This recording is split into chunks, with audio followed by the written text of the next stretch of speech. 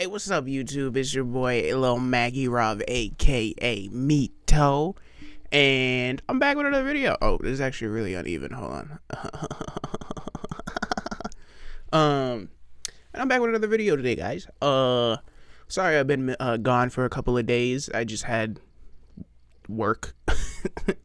I had to go into work for the past couple of days, so I've been a little tired, been a little busy because I still got to study for school and stuff. You know what it is. You know what it is. So yeah, sorry I've missed a couple of days, but I'm back and yeah, I'm back. I'm back here with another Assassin's Creed video. So today I have found a video. Whoopsies. Not really found, because I've been following this guy for a minute, but his name is Luke Stevens. Sorry, let me get the shit out the way. Luke Stevens. Some of y'all probably have seen him. He's very famous around the gaming community and things like that.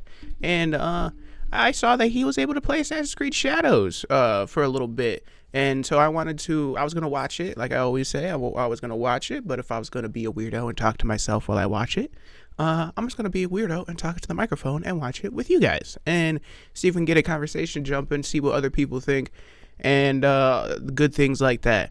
So if you haven't seen my other Assassin's Creed video, go ahead and watch that. That's where I kind of gave my opinion a little bit on it. I was also kind of going a little bit. I was not back and forth. I was talking to myself, but I was going back and forth with the creator of the video I reacted to previously, just because of some differencing some things he was saying about why he specifically didn't like Assassin's Creed that I didn't really agree with or find. I found he was kind of missing the point of the issue and was making it kind of a racial issue. But if you want to see my reaction for that, go ahead and watch my previous Assassin's Creed video on my channel. And always don't forget, if you like the content, leave a like.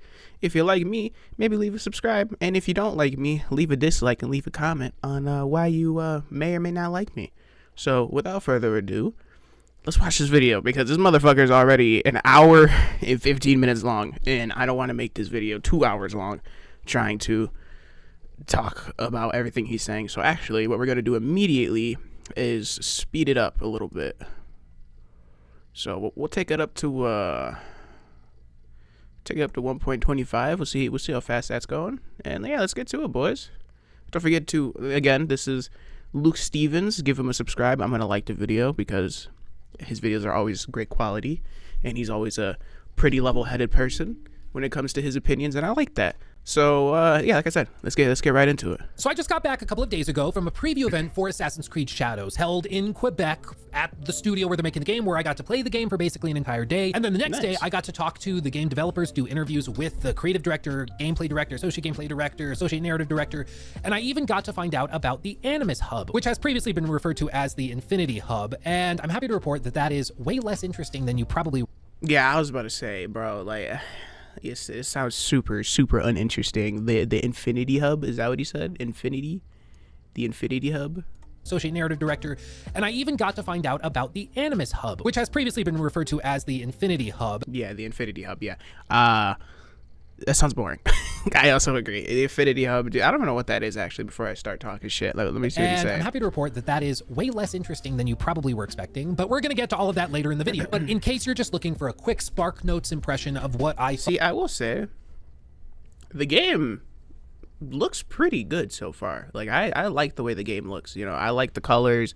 I like the different contrast between the colors. I like how the leaves are constantly falling, and as you're running, like the leaves are kicking up a little bit after playing it. And, you know, I like that. It gives me a lot of Ghost of Tsushima vibes as far as the world goes, because Ghost of Tsushima, that's one of the praises I will always give that game, is how beautiful the game looks. It looks fantastic. This kind of gives me that vibe, just minus the horse riding, which they better let me ride a horse, bro. Where's Nobu, man? Where my Nobu at? Considering I'm the same guy that did a 3-hour breakdown of why Assassin's Creed Valhalla sucks, which, yes, I did. I really don't like that game. I called it a travesty of open world design. Valhalla, to me, was the perfect encapsulation of everything that's wrong with modern open world games. And so going into Shadows, I've been pretty braced to be frustrated and disappointed again, and I'm here to tell you that Shadows is much different than I was expecting it to be. Like, much different. The game is extremely ambitious. They are doing a lot here, and as of right now, I'm very impressed by many. There's the horse. See, okay, we're okay now. I like the. I'm glad. Okay, we're okay now. I got my horse back. Elements of the game. Graphically, it's industry leading in terms of some of the systems like the weather systems or the seasons changing and altering actual level design and AI behaviors in real time. All of that is super, super cool. I will say the combat so far looks pretty decent. Is that Yasuke? Are you? Or maybe I'm just, I don't know. But I do like the, what's going on my man's face up there? Y'all see that? I'm going to zoom in on this in post. I'm going to find it. But y'all see that? What's wrong with my man's face?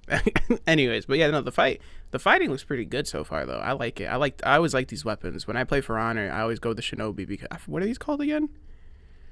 Somebody put in the comments what these are called. I forgot what these are called. These little bladed sides, but these are, I like the way this looks. This looks pretty cool. Let me see. Let me go back. I don't want to go back too far. I just want to see the fight again. In terms of some of the systems like the weather systems or the seasons changing and altering actual level design and AI behaviors in real time. All of that is super, super cool. But when it comes to some of the core pillars of Assassin's Creed games, both new and old, I'm left still with question marks because we didn't really get to see any side content demonstrated, which was previously a strength of Assassin's Creed Odyssey, the last AC game that this team worked on. And we also didn't really get to see any open world exploration. We didn't get to just go ride through the mountains or valleys and see what the world had to offer. We were playing in a pretty constrained space. So as for that stuff, I just don't know what Shadows has to offer. And those are pretty important pieces of these massive open world RPG games that Ubisoft is making, which made it. That's pretty, I mean, no, that is true. I mean, I understand, a lot of games when they do these previews, they don't really let you do a lot of like what the game has to offer, like a lot of exploration and a lot of, you know, like it doesn't give you full access to the game. They usually give you like a very controlled sliver, a little slice of the game that they've like worked on, completed, and then that's what they usually have these YouTubers and streamers play to kind of get like an early taste of it. So I mean, I'm not surprised that, you know, they do things like that, but because we're in January and the game's expected to release in March, it does make me a little nervous. It seems like they're not allowing people to kind of just at least run around the world yet, to kind of explore, or at least have like a bigger area to explore. But that we haven't even seen what he's been able to do. So let me just see. Let's see. But I'm just saying it's a little nervous, the fact that we're almost 2 months away, or less than 2 months away from its release, and he's saying that he was very limited on his experience with Shadows so far. So that makes me a little nervous, but let's keep going. It's strange that they didn't give us the chance to find out more about it. Though I will say, I got to interview some of the gameplay directors and ask them about that stuff, which I'll tell you about later in the video. And the other element of Assassin's Creed Shadows that left me kind of scratching my head was with the dual protagonist selection. Because with Yasuke and Naoe as the options, you are given the choice of playing as a ninja, basically a shinobi assassin in an Assassin's Creed game, makes sense, or a samurai. And the samurai character, Yasuke, is so antithetical to everything that is Assassin's Creed. I don't know why anybody would play with him like at all. Naoe controls way better, can do parkour. That's what I always said too when I buy this game, because I will probably buy it to play it. I've always said I'm only gonna play as this chick because she is the most assassin out of the two characters, and yeah, I don't want to just be a big dude running around not doing any of the sneaking and just molly-whopping everybody, because I could do that in literally every Assassin's Creed game with how the deflex and the parry systems work and stuff like that. It's super easy to do like a 1v5 or a 1v6 on enemies and shit like that. So yeah, I've always said that. I'm always gonna play as this chick, but I might give Yasuke a try just to see what his gameplay is about. Or can stealth, can do all of these crazy things, and Yasuke is just kind of there to smash stuff. And it makes me really wonder why have him there in the first place. You know, I'm still not convinced on his inclusion, but to their credit, if you want to play just as Naoe, you can pretty much play through the entire game, except for tutorial stuff, just with Naoe and never touch Yasuke at all, which that's good to know. Is interesting. So make of that what you will. But on the whole, I think AC Shadows looks to be doing. Well, I guess it kind of gives people the like new players that are coming into the franchise. It kind of gives them it gives them a bit more freedom to not have to strictly be an assassin doing sneaky shit. They could just run in and just do what they want. But then again, we get to the question that is, well, if you do that, if you're not really doing the assassin stuff and you're just running through bases and just mollywhopping every enemy in front of you. Is it really Assassin's Creed at that point, you know? But each their own, I guess. We'll see how it goes. A lot of really, really impressive things, but I still have some major questions. And I love that Warhammer statue back there too, by the way. I love this. What is this? The Titus, right? I fucking love this. This is fire. And his fucking Mjolnir right here, that's fire. His whole room here is a fucking... That's a fucking nerd's wet dream, bro. I'm not gonna lie. This shit is fire. Parts of AC Shadows that I still just don't know about. And I'm frustrated by that on the one hand, because at these previews, you kind of hope to see everything that the game has to offer. But I have no doubt that in the coming 2 months or so leading up to the game's launch, we will find out a lot more about it. So in this video, I'm gonna go through everything I liked, everything I didn't like, and I'm gonna give you a lot of detail, as you can tell probably from the runtime of the video, on how exactly AC Shadows works and why it works that way based on the interviews I had with devs. But TLDW on the video, I think AC Shadows is looking really impressive in a lot of ways, but I still have a lot of questions, and there's a couple of things that I just don't understand, and in this video I'm going to explain all of it. As always, make sure to subscribe, like the video, blah blah blah. You've heard it a bajillion times before. Buckle up, buckaroo. We're about to go through AC Shadows. Blah blah blah. Just do it. Preview. And with that, I'm going to throw it to other Luke wearing a different shirt, because I'm filming this intro at a separate time because the first intro was too wordy and long. Take it away, Luke. So we went out to Quebec and then walked over to the studio, about a 4-minute walk away from the hotel we were staying at. Once we arrived, we went up a couple floors in the elevator, and then we got to listen to a presentation from the one and only Jonathan Dumont, who is the creative director on AC Shadows. He outlined some of the key pillars of AC Shadows and what they're aiming to accomplish with it. And most notably, he said that their goal for AC Shadows is to be the ultimate Assassin's Creed game, tackling the core pillars of the game in terms of exploration, in terms of stealth, and then also action and the narrative. They want all of that to build this up into the ultimate Assassin's Creed experience, the culmination of every game that they've made in the franchise thus far. We'll talk about that more later in the video, whether they achieve that goal or look to be achieving that goal, but that is what they're aiming to achieve with AC Shadows. After that, we got to go sit down at little gameplay stations or whatever, PCs set up in front of nice monitors and accessories and things. I don't know exactly what was inside these PCs. I would guess a 4080 if I had to put money on it. They seem to be high-end PCs, and they were running at 4K. Yeah, I'd fucking assume so, bro. Like, yeah, I'm not getting at him. I'm just saying, like, yeah, I would assume so. I would hope that they're not just having these people play on a fucking toaster oven. But yes, yeah, that makes sense. Very high frame rates, very stable. Across the board, the game was actually very, very polished. There were occasional little bitty bugs, like where a chain might stretch when Yasuke gets killed or something, but... Nah, that's just Assassin's Creed, dude. I mean, truthfully, it's not an Assassin's Creed game without a few visual bugs. That's like their staple, that you're playing Assassin's Creed. You get the weapons that kind of fade through your hands sometimes, or the enemies where you hit them, but it's like a 1 to 2 second delay after you punch them, and they finally get the knockback, and they're like, ugh. There's always going to be visual bugs in Assassin's Creed. That's just a staple. I'm gonna be honest. That I'm not going to give them shit for. That always happens. Very few bugs, all things considered, and it also was very, very well optimized. And my understanding is the build that we played was put together back in November, which is pretty impressive, because one of the devs told me that the current build, where the game is today, still 2 months out from launch, he said that it was way better than what we played. And I didn't really have a lot of problems with what we played technically or graphically or anything like that. So I can only imagine how much better it is or will be when it launches, if they're saying it's way better than this build, which by the time the game comes out will be like 4 months old. I will also say that we got to record all of the gameplay footage for this preview on Atmos devices, which are like this. This is one I actually have here at home. It's just kind of looks like a weird metallic tablet, but it has HDMI inputs on the side, and I actually use this to capture footage off of console games when I play like upstairs or something. It's basically just a fancy ass capture card. I need one for sure. Basically just like, so I can do. I want to get, because I play a lot of my games on PlayStation, and I would love to like do a series of me playing Cyberpunk, or me playing like literally any of the other games that I play. Because right now I'm playing like Cyberpunk. I'm playing Fallout 4. What else I got? Fucking, man, I got a lot of shit on there, bro. Ghost of Tsushima, I could do that again. All the Assassin's Creed, bro. Yeah, I need a capture card. That looks fancy, though. This is probably like $200. I'm not gonna lie.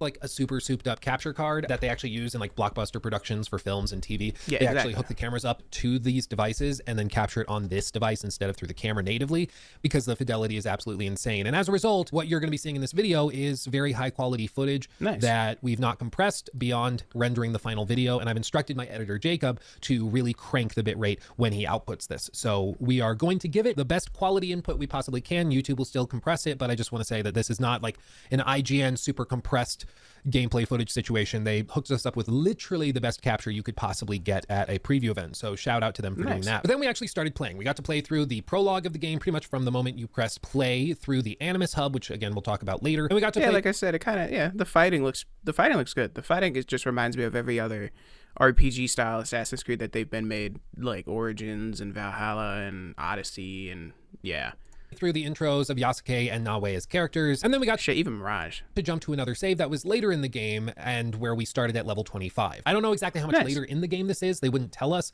Sometimes they like hinted it was a couple of dozen hours later in the game. Others said, oh, it could be 30, it could be 20, it could be 40, and it depends on how you play. So who actually knows how much later in the game this is? But that makes me feel like I'm prejudging. That makes me feel like it might be a little grindy. It makes me feel like the level up system might be a wee bit grindy if they're just like, well, it could be 30, it could be 30, it could 40, 50. It's just how fast are you? How often do you play the game? Okay, just tell me there's a bunch of side quests and a bunch of grindy shit to actually level up. Just tell me that, bro. I could be wrong though. I could be wrong. I don't know. I haven't played the game. He's played the game. I'm just talking shit. But it is not the prologue anymore. It is a good bit later. I also want to point out that the leveling scale for this, just to get it out of the way up front, this is not an AC Valhalla situation where you're finishing the game at like level 340. This is not that. It looks like max level might be 50 to 60, something like that. Oh, okay. Well, okay, that if it's like level 50 and you start level 25, you're already halfway there. Then okay, yeah, then that makes sense. That makes sense then. Yeah, because I hated Valhalla so much, dude. That was a grindy Assassin's Creed game. It was fucking ridiculous. If you know, you know. But it was extreme. It was extremely. I can't talk. Extremely grindy. So many side missions. There's so many stupid fucking raids you had to do. Then you had to sail all across the water to get there, because in order to get to the area that you can fast travel in, you still got to go get there and do the raid. And there's this, a lot of the raids were extremely high level too, so you couldn't really do them early enough yet, so you had to grind and level up before you could actually get your whole fucking camp to go with you on the raid. It's just fucking stupid. 60, which would imply 60 is max level for the base game, so we'll see exactly how that looks. But this is not an AC Valhalla thing where level 25 is like 20 minutes into the game, just to be clear. Now, my immediate impressions upon booting up into the game was that graphically it's one of the most impressive games of its type that I've ever seen. YouTube compression just simply won't do this justice, but hopefully it communicates roughly how good this game looks. Density of the foliage, wind physics sim is unreal. Even the small details like the hair sim blowing in the wind is all industry leading for a AAA cross-platform game like this. The materials work is crazy well done. The ray traced reflections are very impressive. The subsurface scattering on skin. It's honestly kind of hard to come up with something that doesn't look really, really good. The only thing I will point to is that in some conversations, when you're talking with NPCs and like quest givers, sometimes the lip sync and facial animations are not that dynamic, but that also is pretty standard in big cross-platform open world adventure games like this that are expected to be like 100 hours long probably. So it's not that shocking, you know, it's far from a deal breaker, but if I had to point to something, that's probably what it would be. The opening hour of the game is also way more cinematic, and while I can't go into too much detail with it for sake of spoilers and because we weren't allowed to capture it for obvious reasons, I will just say that they do a solid job of introducing the characters in a cinematic way. Naoe is your kind of standard AC protagonist as far as I can tell. She's a scrappy youngster who doesn't get taken seriously by those around her. She has her own skills and talents, of course, but is thrust into a terrible situation when exactly circumstances take a turn where she must stand up against the bad guys because nobody else will. You know, it's a pretty standard. Yeah, she starts off as a, you know, like I said before in my other video, all the stories are practically the same with the protagonist. They just start off as some low level criminal, or I guess she just doesn't take it seriously, and but they're usually pretty talented, and then they get thrusted into the world of assassins, and it's pretty much all their stories are the same, just different flavors. So Assassin's Creed protagonist, but come to think of it, it's a pretty standard protagonist archetype for like any game. I mean, like even Jin in Ghost of Tsushima would probably fit that archetype as well. It's just kind of standard as far as video games and intense narratives are concerned. Yasuke's introduction is also pretty straightforward. He is a slave under the ownership of a group of Jesuit priests and missionaries that come in seeking the approval of Oda Nobunaga. They want approval to travel the land and share some of that good old Jesus through the island. But Oda takes notice of Yasuke, who at that time is not called Yasuke, of course, but basically steals him from the Jesuits in order to jab the Jesuit priests, indicating that he actually sees more value in their slave than in them and their precious gifts. And then there's a pretty significant time leap, and we don't get to see a lot of the... Is Yasuke supposed to be... Are they trying to make him a Templar? Production is also pretty straightforward. He is a slave under the ownership of a group of Jesuit priests and missionaries that come in seeking the approval of Oda Nobunaga. They want approval to travel the land and share some of that good old Jesus through the island. But Oda takes notice of Yasuke, who at that time is not called Yasuke, of course, but basically steals him from the Jesuits in order to jab the Jesuit priests, indicating that he actually sees more value in their slave than in them and their precious gifts. And then there's a pretty significant time leap, and we don't get to see a lot of the development of Yasuke from that position as a slave to where he ends up when gameplay really kicks off. But they did tell us like 15,000 times that the main story has a lot of flashbacks to the period between that start and that finish. So I fully expect that there's going to be exposition there. We're going to see. Okay, cool. Okay. I'm liking it so far. How Yasuke. Okay, so they're making... So they started out... Okay, so Yasuke was a slave that got brought into Japan. And that's when Oda pulled up, or whatever that guy's name was. Oda pulls up and it was like, yo... He looks pretty strong. Let me get him. And okay, this makes sense. The reason why I asked if they're trying to make Yasuke a Templar is because of this. The whole Templar sigil on his chest. This kind of makes me feel like, yeah, like they're making Yasuke into a Templar, which is pretty interesting for a main character. Because I think the only time we've ever played as a Templar main character was in Assassin's Creed Rogue. And that was a good ass game. I like that. But there has been no other Assassin's Creeds that have done that. So this makes me think they're gonna make him a Templar. Jesus through the island. But Oda takes notice of Yasuke, who at that time is not called Yasuke, of course, but basically steals him from the Jesuits in order to jab the Jesuit priests, indicating that he actually sees more value in their slave than in them and their precious gifts. And then there's a pretty significant time leap, and we don't get to see a lot of the development of Yasuke from that position as a slave to where he ends up when gameplay really kicks off. But they did tell us like 15,000 times that the main story has a lot of flashbacks to the period between that start and that finish. So I fully expect that there's going to be exposition there. We're going to see how Yasuke ends up where he does. Same with Nawe, how she ends up where she does. But we didn't get to see that for, again, obvious reasons. Even if I did see it, I wouldn't be able to go into detail, but we just didn't get to see it. Like I said, the opening hour is very cinematic and establishes the characters, and also serves as a really simple gameplay tutorial, introducing some of the basic mechanics of the game. We also get introduced to the bad guys of the game, the Onryo. I don't know how to pronounce it, dude. I'm like a white dude from Colorado. Okay, I don't know how to pronounce Japanese names like at all. Okay, so like it up. Me too, bro. But me too. It's Onryo are the bad guys. It's like Onryo I think is the closest thing. I think that's how you're supposed to say it. Like Onryo, something like that. I know that because they have. There's a way I've seen. I know how to somewhat say that name is because of Phasmophobia. They have an Onryo as an actual like spirit you can interact with and find inside of the game. So I think he's saying it right. Don't be too mad, bro. Don't be too mad. Sometimes it's hard to say Japanese names, bro. It's like a group of a bunch of masked, mysterious movers and shakers, similar to what they did with AC Odyssey, AC Mirage, AC Valhalla. It's a pretty standard thing, and it works as far as these games is concerned because they give you the bad guys, they're masked, so you have to go and find clues about them, and they're each in their own province or district, and so you solve clues and you put it together before hunting them down and assassinating them. It's a system that I like. I think it works really, really well as far as Assassin's Creed is concerned. Working with your Creed to find out more information about the targets before assassinating them, as opposed to just being told who to go get and when and where and why. So I think that this is structured really well, and I like how they set it up. And I will say the other thing I noticed in the opening hour is the music, man. I think the music in this game is actually going to be one of the highlights. I was kind of suspicious and skeptical going into. Okay, hold on. Okay, I know I haven't let him finish talking, but I really hope it's not that fucking trap. That stupid ass trap samurai music when you play as Yasuke. He might have only played as Naue with this because he keeps saying you can only you can pick one or the other to only play as them and you never have to touch the other one.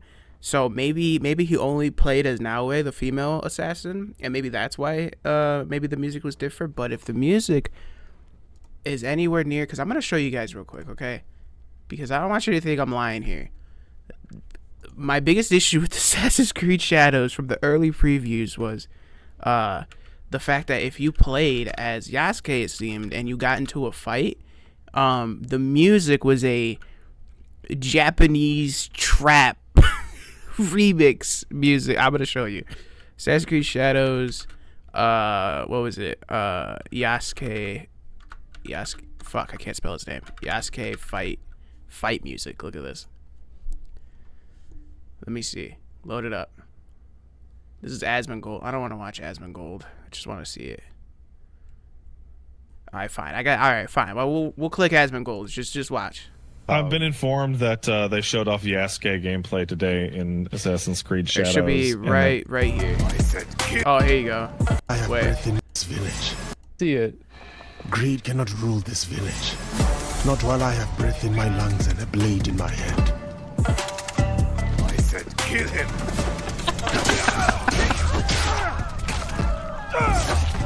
Brought to you by.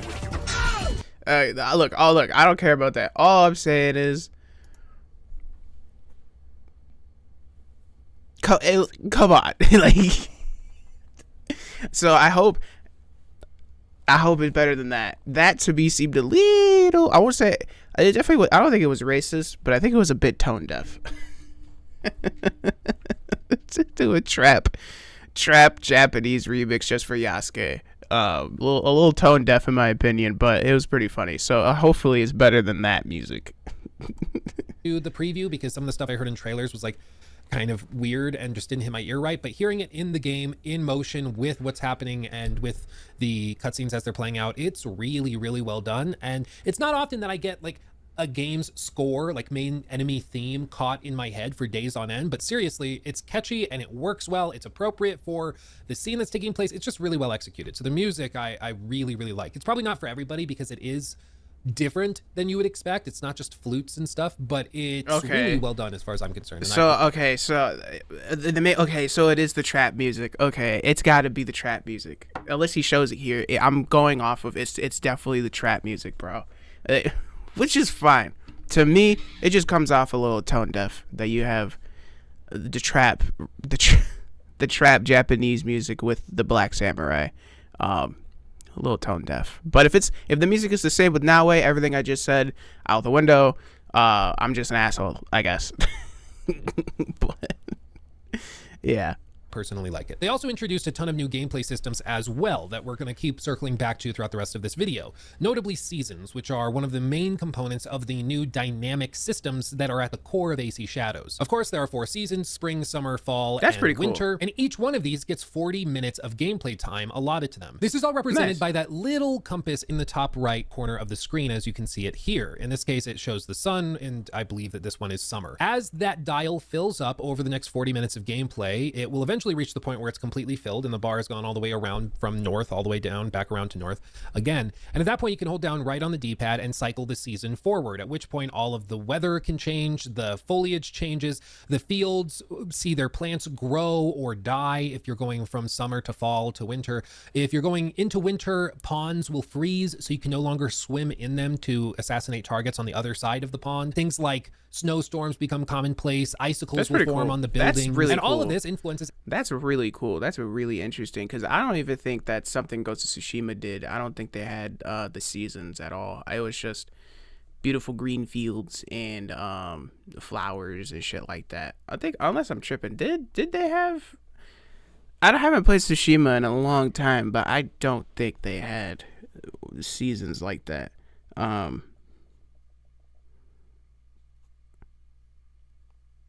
I don't think so.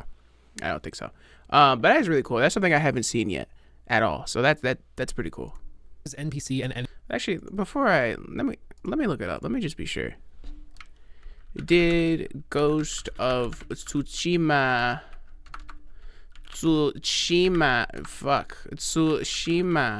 have seasons? Meaning 2 or more players will experience the same season at the same. What? Features all. Oh, it does. Oh, really? Am I tripping? Let me see. Oh, maybe it did. Oh, well, yeah, okay. Yeah, it kind of did, but I don't think. Was there actually? Oh shit, maybe I'm tripping. Oh, okay, no, I'm not tripping. It did not have rotating seasons.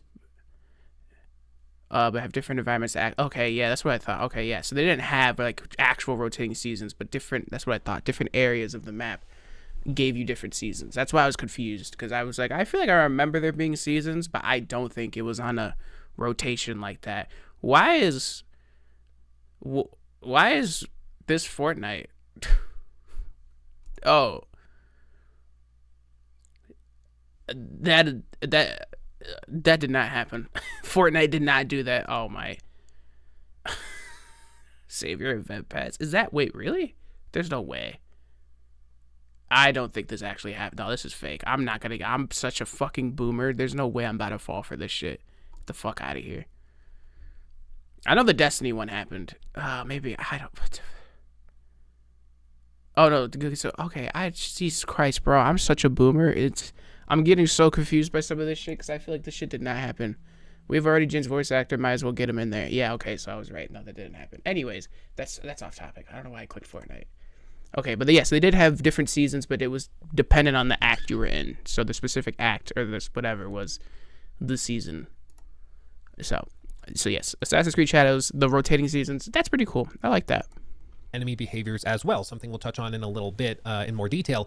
But the idea is basically that the world of Assassin's Creed Shadows is far more dynamic. When you're playing through AC Shadows and you clear one castle at an hour into the game, when you come back 5 hours in and it's a different season, it will feel like an entirely new castle, because the enemies will be different, they'll behave differently, they'll be placed differently, they'll be looking for you in different ways. Okay. Everything will change. Even the terrain itself will change. You'll no longer be able to hide in bushes because the leaves will have fallen off the bushes, so you will be seen there. There's so many Okay, so that sounds like even if you run through like an outpost or a base or something, and you completely, you complete it, you get everything in there, and then you leave, like let's say in the spring, if you go back in the winter, then that means more people come in and take space inside of that base, so you can go back and do it again. I kind of like that. That kind of makes it where I can go back and replay certain outposts again, like over and over again, and hopefully, if that's the case, maybe get different items out of that base too. I like that. That's cool replayability just for one aspect of the game. That's pretty cool. Little things that have consequence and impact as the seasons shift.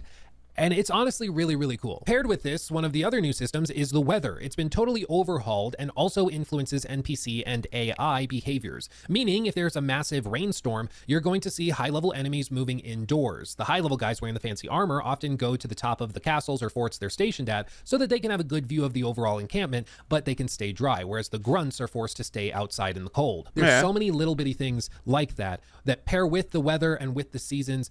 That's frankly really, really cool. And I could see introducing all sorts of crazy dynamics within gameplay. I think it's really promising. And there's other things to consider as well, such as in rainstorms, it's loud. And so you can make more noise while running on rooftops or while assassinating individual targets. Okay, I like that. And you will be noticed by people further away since the rain will cover up the sound of that activity. And speaking of the sound, it's also been completely revamped. Enemies listen much closer, but they also have their hearing affected by world events and things going on around them. In a rainstorm, they can't hear as well, so you can make more noise and not alert them. If it's winter and the snow has fallen and it's nighttime and all of the sound is being absorbed into the snow and you can hear a pin drop, you have to be extremely quiet. Otherwise, the crunch of the snow will alert enemies. There's so many little things that have been tweaked. And this is all paired with overall enhancements made to the enemy AI for the stealth just in general. They really have made an effort to make the enemies behave in a more realistic way. They don't forget 30 seconds after seeing you that you were there just because you hid in a bush for long enough that they just get amnesia. That doesn't happen anymore. They'll keep looking for you. They won't give up until there's reason for them to move on, like you leaving for a day or two. And I can also report after speaking with the creative director. That's okay. That's cool. That's actually going to make this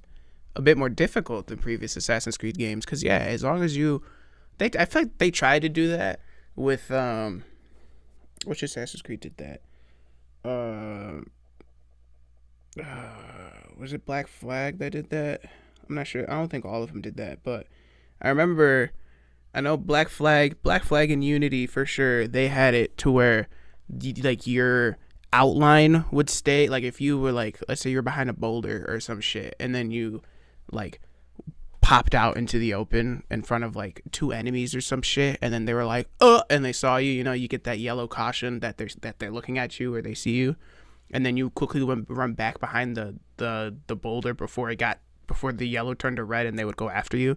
It would cause them to investigate the last known position you were at, and then it would create like a transparent outline of yourself where you were exposed, and then they'll kind of walk over there and look in the area, but they won't really like look. They'll just kind of stand there and be like, and then after like 15 seconds, the yellow bar would come down, and then they would just be like, oh, okay, I guess he's gone, and then just walk back to their post and just chill.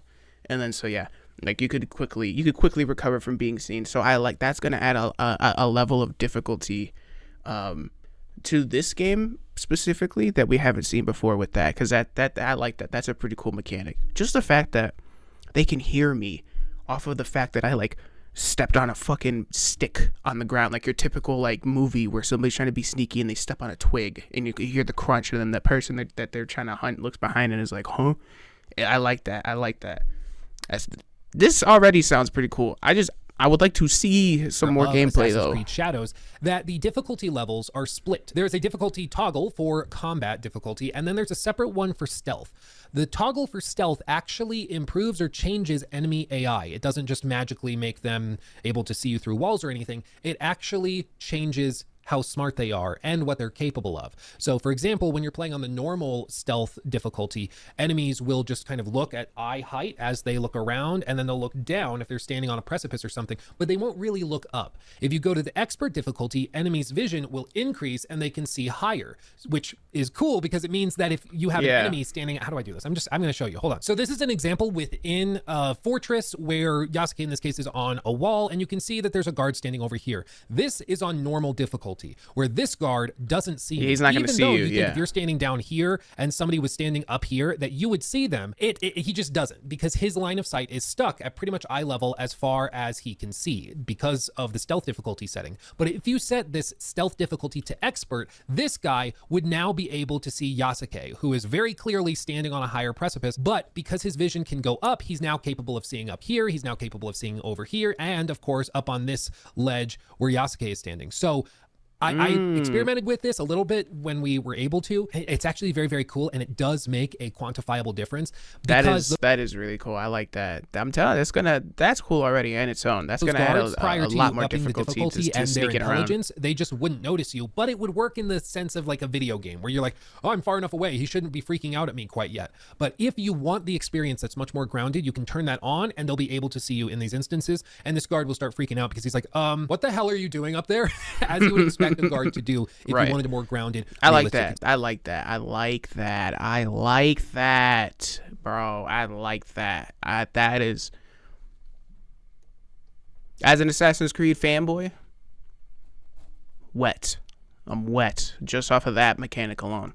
Experience. So I do want to point out that while the AI on normal difficulty is much more gamified, if you want to play on the expert stealth difficulty, enemies will start behaving way more realistically, to the point where it might actively be like really frustrating and infuriating. So I just want to point that out because it's one of the cooler things I found out about, and I don't expect many people to talk about it because not many people like really grounded, realistic AI sim in their games, unless you're a big like Kingdom Come Deliverance fan. So I will just put that out there for you. I just want to be an assassin, or I want to actually sneak around stuff. Difficulty for stealth up. Paired with this, stealth has been totally overhauled as well, not just from the enemy's perspective, but also from the player's capability standpoint. Characters can now crawl prone through short grass, similar to Ellie in The Last of Us Part 2. And it works really, really well and pairs with those season systems that I mentioned earlier. And this is because plants will grow throughout the year in AC Shadows. In the spring, the grass will be very, very short, but in the summer, it will have grown taller to the point where you can crawl prone through it, gaining cover. But once it goes to fall, the leaves fall from the trees, and maybe the leaves on the bushes start to fall and die, and all of a sudden you can't use those for stealth because enemies can see into them, so they don't work anymore. Once it goes to winter, if you used to be able to crawl and swim under this bridge to get to your target, now that's frozen solid and you can't do that anymore. There's so many different dynamics and ways that these systems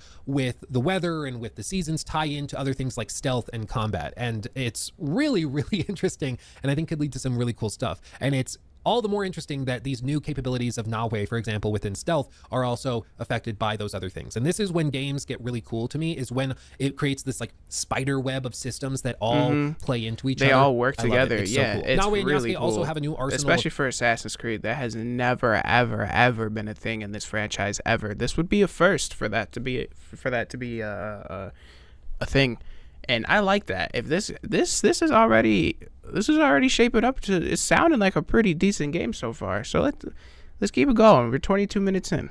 tools and weapons at their disposal for use in melee combat and also in stealth. But Nahui specifically has things like bells or even throwing knives and things that she can use to help her out in different situations. You can We've put always out had lanterns those. to create dark so that enemies can't see you, because in this game, and you're going to see it in this gameplay footage here in a second, night is actually dark. Like, it actually looks like nighttime. I mean, just look at this. It is forgive the pun, night and day compared to something like Assassin's Creed Valhalla. In Assassin's Creed Yeah, where it's Valhalla, bright as nighttime shit. basically just looked like blue day, and it drove me crazy as well as everybody else. But it's because it's kind of tough to make nighttime look like nighttime while also still being playable for people. But in Shadows, they embrace the fact that there will be areas of darkness, that there's going to be areas where NPCs I would can't say, see into. And man, I would say with that, bro, if you're worried about a nighttime being too dark, turn up your brightness. I don't know what to tell you. Turn up your contrast or something. Like, fuck that. No.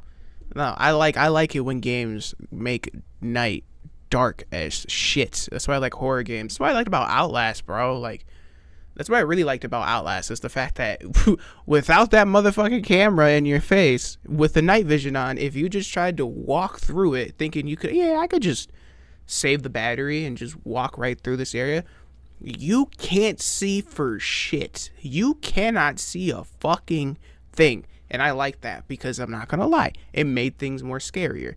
Not saying this is gonna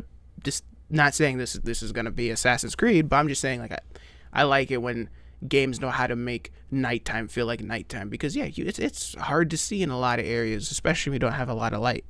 But see, because I would say this already looks pretty cool. I like all the shadows. I like how dark everything is. Let's keep going. And I that's gotta see also what's just another the roof. dynamic thing that players can use. It's still pretty bright. Especially for, only being fires that are lighting everything around. But then you could probably just put that on the fact that there's the moon up. It's probably a full moon and it's shining through. So, but it does look significantly better than definitely Valhalla, what we just saw, and pretty much every other Assassin's Creed game that had you play at night. By putting out lanterns, by extinguishing fires or things so that they can sneak through areas they couldn't have before. We'll talk more about the day-night cycle in a few minutes when I get to the part that outlines the things that they've removed. If you've played a lot of AC games in the last decade, you might have already picked up on a big thing that is just not in this game, and we'll get there. But if you know, put it in the comments and you can see if you're right once we get there. But I'm interested to see if anybody is picking up on some of the things that they've cut out that you'd think I would be mentioning, but I'm not. So let me guess. Let me try to guess right now before we go, okay? I'm gonna assume he's talking about, one, zip lines that just go from fucking roof to roof. That's one. Two, what am I thinking of? I'm thinking just straight up the perks and shit sometimes you'd get, like, sometimes, oh yeah, actually perks is actually what I'm thinking, because I haven't heard him talk about anything with perks so far in a perk system. So I'm guessing it's perks, and like I'm sure, well, I know there's armor. Maybe there's still the whole armor thing, and you can get like different weapons and upgrade those weapons with materials that you find around the world. I'm sure that's still a thing. But like perks, like being able to just go completely fucking invisible. I think what was that? That was Mirage. I think that had that perk where you would activate a button like A or something, and you would completely go like it was called camouflage, but you were just straight up invisible. So I'm assuming that. I'm assuming any quick assassinations. Mirage, even though it was a fun game for what it is, it was definitely, in my opinion, probably one of the least Assassin's Creed games because of the perks, because of the invisibility, because of the rapid teleportation you could do, the teleportation assassinations where you could be up on a roof, go into Eagle Vision or whatever, highlight up to like 5 enemies, and then click A or X or whatever it was, and then you would just watch your character go from this high-ass roof, teleport stab one dude, teleport to the other dude, stab him, teleport to the other dude, stab him, and it just took away the whole assassin feel to it. So I'm assuming, my guess is what he's referencing to. I'm probably wrong, but I'm guessing zip lines that go from roof to roof, and the perk system that allows you just to go invisible and teleport and shit. Because it's not here, but again, we'll get to it. But going back to the tools, these aren't just useful for killing enemies quickly with a headshot with a throwing knife or something, but they're also useful for more dynamic things, such as in the wintertime, icicles grow on the outside of the roof on a castle or outside of a building. And if you either run directly above them, or if you throw something or shoot something at these icicles, they will fall. And when the icicles fall to the ground, they will also make sound, and they can even impale enemies. Now, I don't have footage of this because we weren't able to capture any wintertime footage, but it is something we got to see in an extended gameplay session where the gameplay directors actually sat down and showed us some of the cooler, more interesting dynamic things you can do in wintertime with Yasuke and Naoe. And it's really, frankly, cool to be able to throw like a throwing star and then it cracked. All this good news with Assassin's Creed, man, got a tear running down my face, bro. I'm actually crying. This game might be okay. At a little piece of ice and that falls and impales a dude because like the throwing star wouldn't have been able to kill the guy normally. But there's so many little bitty things like that that are possible in one season versus the other. Again, it's very cool. Going in line with the stealth, the parkour has also been totally overhauled and is very, very smooth. I'm happy to report. It is way better than Assassin's Creed Valhalla, where you basically played as a potato with legs running at walls and then you happen to go up them. Like seriously, back in Valhalla and Odyssey before it, you would just kind of hold down A on your controller or X if you're playing on PlayStation and just run at a wall. And the character just goes up. And it was like, there was no thought behind it. There was no like finesse to it. It was just run, same animation for everything. You waddle up it and it's whatever. In Shadows, it's not like that at all. There is sort of a finesse. Yeah, it reminds me of Unity so far, especially with the whole like what we just saw with her running up into like a part where there's a ledge and then she just wait. With legs running. Did I just see invisibility?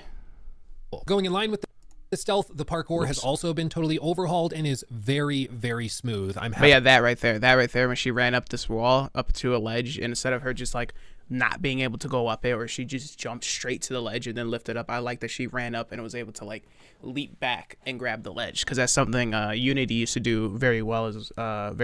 It just makes the whole parkour running up just look visually more smooth, and I like that. To report. It is way better than Assassin's Creed Valhalla, where you basically... Okay, yeah, so you see what I'm saying? That's what I was referencing to when I was talking about going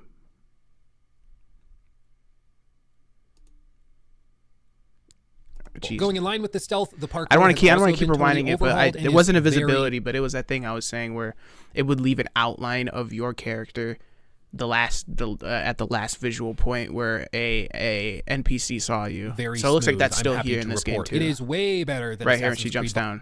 Valhalla. Right there, that right there. Gee, I keep fucking this right here. This is what I was referencing. So yeah, all the games still so this is still here. So all the games still do this as well. But it seems like they would literally walk over here in older games and just stop looking for you. If what he's saying is true, and they don't stop looking for you until like a while later, because they're not just going to be like, well, they're not here, so I guess they're just not here anymore. I like if it's what he's saying is true, is that even after they can't find you in the last area where they last saw you, they'll still be like, even though she's not here, she's in the area, everybody be on high alert. So that's pretty cool.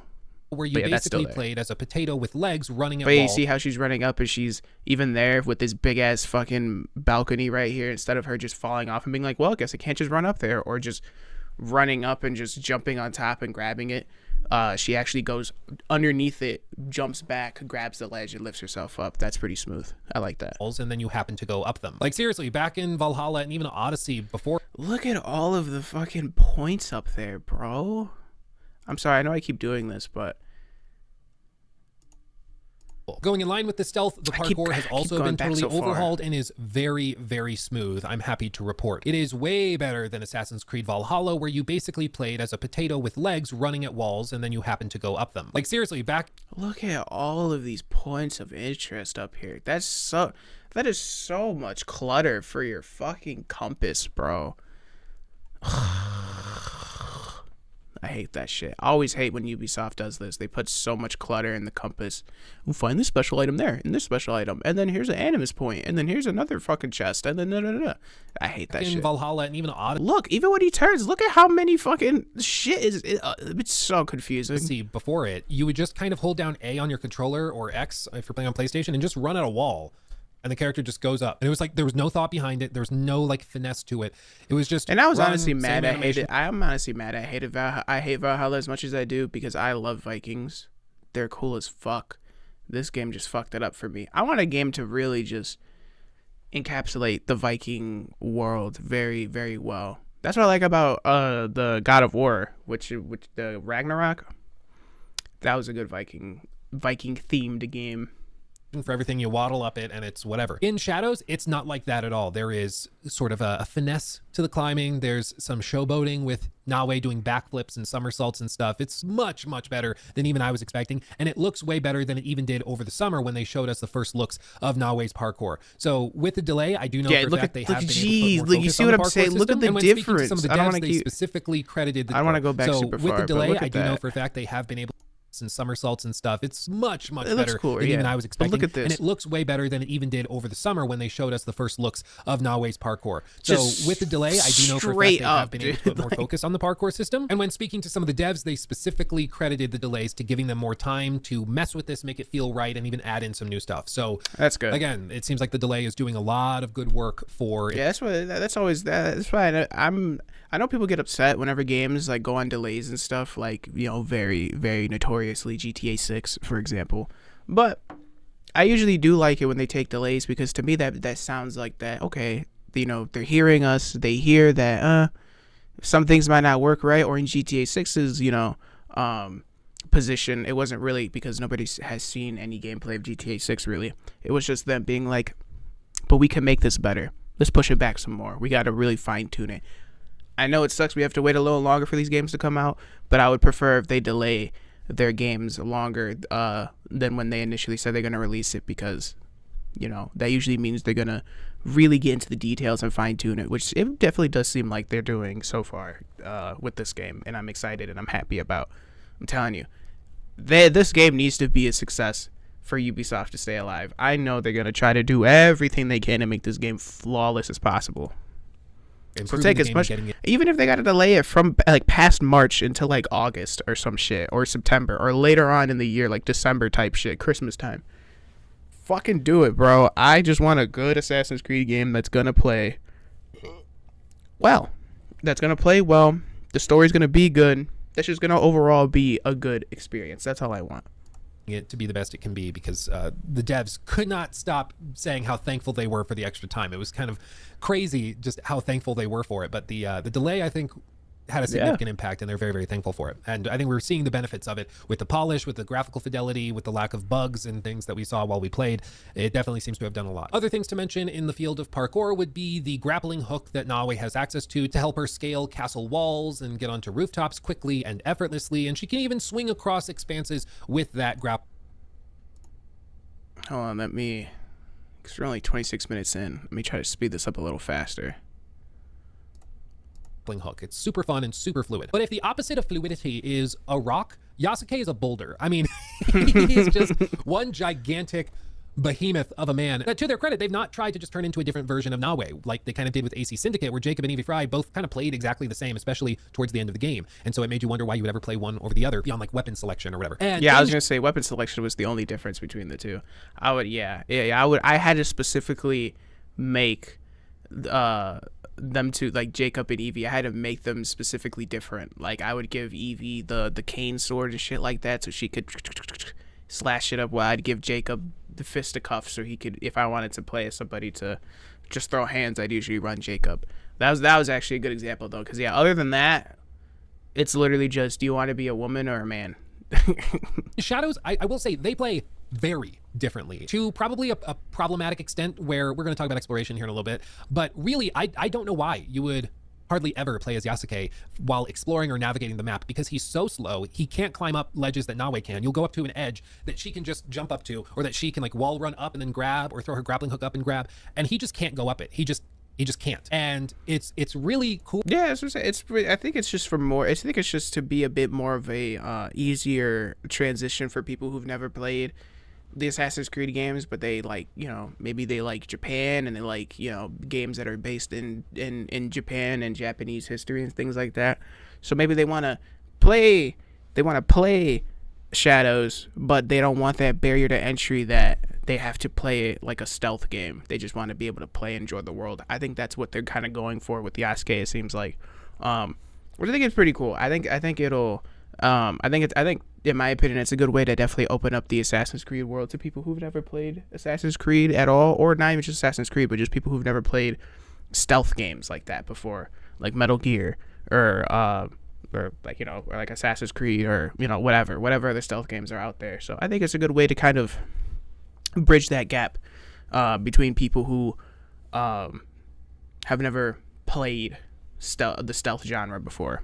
So I think it's pretty cool to see that they made them very different, because I was worried they were going to make them both just Superman, basically. But they do play very, very differently. And there's things that Naoe is capable of doing that he cannot do. And there's other things he can do that Naoe can't do. So they play very, very differently. But we'll circle back to it at the end. The biggest thing and the most notable thing for me was just that Yasuke really does not feel like an Assassin's Creed character within this game. He feels like a secondary character you jump into occasionally for the sake of like a narrative sequence, but he lacks so many of the cool things that Naoe is able to do. I just don't know why you would play him other than if you just want to get... You know what it is too? Because he reminds me of his fighting style and everything he's doing right here reminds me of Ghost of Tsushima. This is probably to try to weasel some of the Ghost of Tsushima players off of Tsushima or Yote and try to bring them over here, because he pretty much plays just like what's his name, Jin or Jinsuke, I forgot his name, but you know who I'm talking about, the main protagonist for Tsushima. I can't think of his name, but I think it's to also help weasel some of those players off of that game and Yote and bring them in here. Like your hands dirty with a crazy melee sequence. I just genuinely don't know why you would play as Yasuke, because Naoe is so much cooler and feels so much better to control. It's kind of jarring, frankly. But again, we'll circle back to that later when we talk about exploration and some of the other stuff going on here. The other thing that I immediately noticed was that the tone of AC Shadows is way, way more serious, dramatic, and dare I say dry compared to Odyssey and even Valhalla. Odyssey is a silly game. That's the last Assassin's Creed game that this team, Quebec, worked on. And it's goofy, man. It's really outrageous. I mean, even if you just look in the opening hour or two of the game, there's the whole quest line with the Cyclops where he's missing his eye and you find his glass eye, and then there's a thing that happens with a goat. I'll just let Jacob play a quick clip of that. Give it to me and I won't kill Marcos for having you steal it. Give it to me. You want it?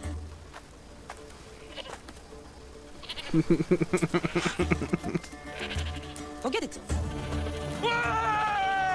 And that's just one clip in this monster 100-hour plus game that has many. That is definitely some aura, dude. Next time, you know what? I'm gonna steal my homie's vape next time and be like, "Oh, you want it?" and just stick it up some fucking.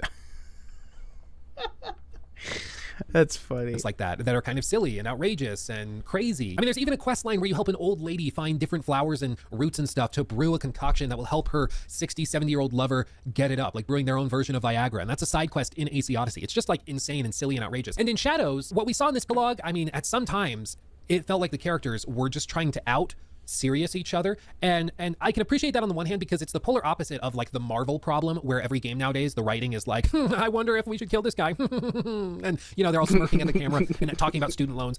That doesn't seem to be a problem here. If anything, it's the opposite, where it's so dry, I'm worried people are going to burn out from the narrative if it continues to be this dry and serious for the whole time. Now, I did ask them about this. I asked the associate narrative director, I asked the creative director, I asked the game directors questions about this tone and whether there's some moments of levity and lightheartedness, and they did assure me that there are. They did assure me that it's not just one gigantic depression fest for the whole game, but what we specifically played were a series of cuts of gameplay that were more serious and more dramatic. But they did assure me that there's going to be moments of levity. One thing that Jonathan Dumont, the creative director, specifically said to me was that he follows the adage that... I'm gonna be honest. I don't... maybe for other people, maybe they do like the goofiness of it. I don't really... I don't know. I don't mind a super dry, I guess, quote, dry narrative. I don't know. Maybe I'm different. I think the Assassin's Creed games benefit from the stories being super serious all the time, I mean Ezio's, the Assassin's Creed 2 is not a good example for that. People love the game because Ezio is very much like a funny a funny playboy kind of style. Like, he doesn't take shit too seriously, but sometimes he do. And, you know, maybe that's not good. But I think, like, Assassin's Creed Origins, I think a lot of people like that game. And I think it's for the narrative purposes. I mean, the game itself was great, but when it initially dropped, people, like myself, granted, were giving a lot of shit because it was the first Assassin's Creed to ever do the RPG style gameplay with it. And I was giving that a lot of shit. But the narrative, the story, I liked it. It was your typical, very serious, like, revenge story, you know, that was like, yeah, like, they fucking, in the beginning, it was nice. You had a son, and his son had, you know, he had his friends and stuff, and you just felt like a pretty cool, you know, typical father in Egypt. And then, you know, you try to take your kid up to, you know, to teach him shit, and then you get him getting pulled up on by these motherfuckers in masks, and they kill your son. Actually, they don't kill your son. They have you kill your own son because you're trying to stab them, and they fucking did some Floyd Mayweather weave shit and grab your hand and put your fucking knife in your son's chest. And then from there on, Bayek was just like a madman, like ready to fucking destroy everything except for, you know, his wife. Every time you see his wife, you feel all happy. But it was a pretty serious game in itself, and people love that game. People love it for both the gameplay and its story. So I don't think a super dry or super serious story for an Assassin's Creed is going to kill it or make people get burnt out of the storyline. But I do like when they can make the story and the protagonist be a bit more, you know, easygoing, you know, and laugh, you know, from time to time. I don't think that'll be too much of a negative on it either. So, you know, take it as you please. You have to make me laugh to make me cry, and that is a very simple way of basically just putting that. If you want to have a serious moment, you have to earn it by also having lighthearted moments. Because if you just have nonstop misery, people will mentally check out. It's a problem with, like, even The Last of Us Part 2, where it's just a misery simulator and everything's horrible, and it makes it hard to care about the characters when everything's awful. So I hope there are moments of levity, because what we saw was very, very dry, but time will tell. That's something that I just don't know at this point. But one thing I do know is that, speaking of tone, there is not a supernatural component. I asked the creative director about this. I asked the gameplay director, seeing if maybe they'd slip up and say different things. Sorry, guys. I mean, it's just, I wanted to see if you'd say different things. But they said there's no supernatural stuff in here beyond the Isu storylines that, of course, obviously are going to be here. There's no crazy Smurf level like in Valhalla. It sounds like they're going much more grounded and realistic and serious this time around. And I'm sure with DLC, they're going to do something like you fight a dragon or whatever, because it's a DLC. I also just want to see what they're going to do with the real life storyline, because in Assassin's Creed, there's the two storylines.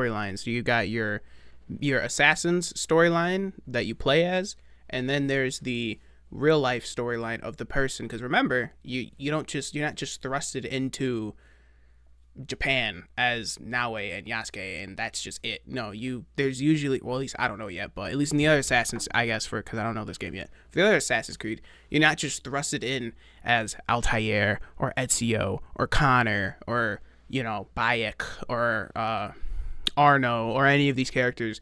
There's a real life person that has to sit inside of the Animus, put the shit on, like a VR thing, not a VR headset, you know what I mean, like they have to sit in the Animus, put the shit over their face, and then they get thrown into the world of the assassin that you play as. And there's usually a storyline that followed that, like from AC1 to AC3, it was with Desmond and the modern day assassins and them trying to find the Apple of Eden and communicate and save the world, you know, from 2012 and shit like that, from Abstergo and the Templars and shit like that.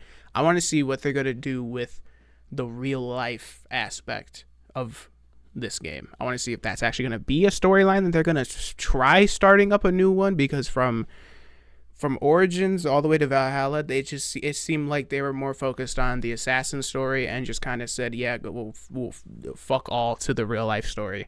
And that's what I liked about the franchise, was that it was two story in the meat of it. There was two storylines playing at the same time.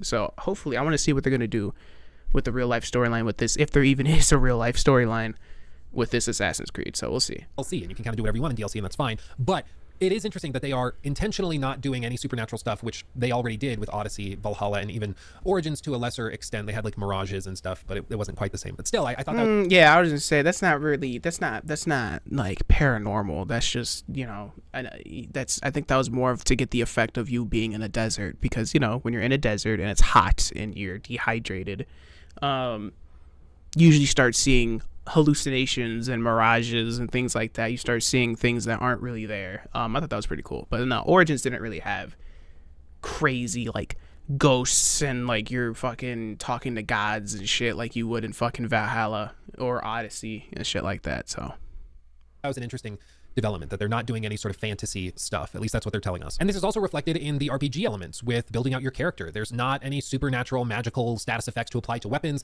There's no quick application of some curse status effect and then this application of this magical status effect or whatever. It's not here. They're going for something much more serious and grounded. There is a sort of poison status effect that I saw in combat on enemy swords, which I think is fine. If it's a poison status effect, that makes sense. Yeah, so that's fine. That's fine. As long as it's not no like, hey, you could just light your fucking sword on fire and guess what? Now you're Yasuke with a flaming katana.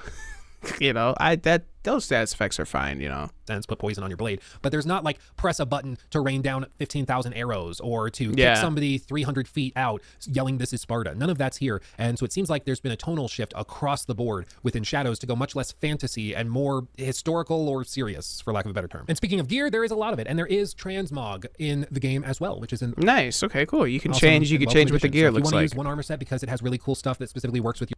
That's what I do like. Thank you. They finally did the drip boys some justice. I love Assassin's Creed for the drip, but I hated it because in the other games, whatever, even if you had to go for the armor, you know, sometimes you had to wear ugly shit because it had way better stats to it compared to your drippy ass fucking robe or drippy ass you know, armor and shit like that. It's usually just robes, but yeah.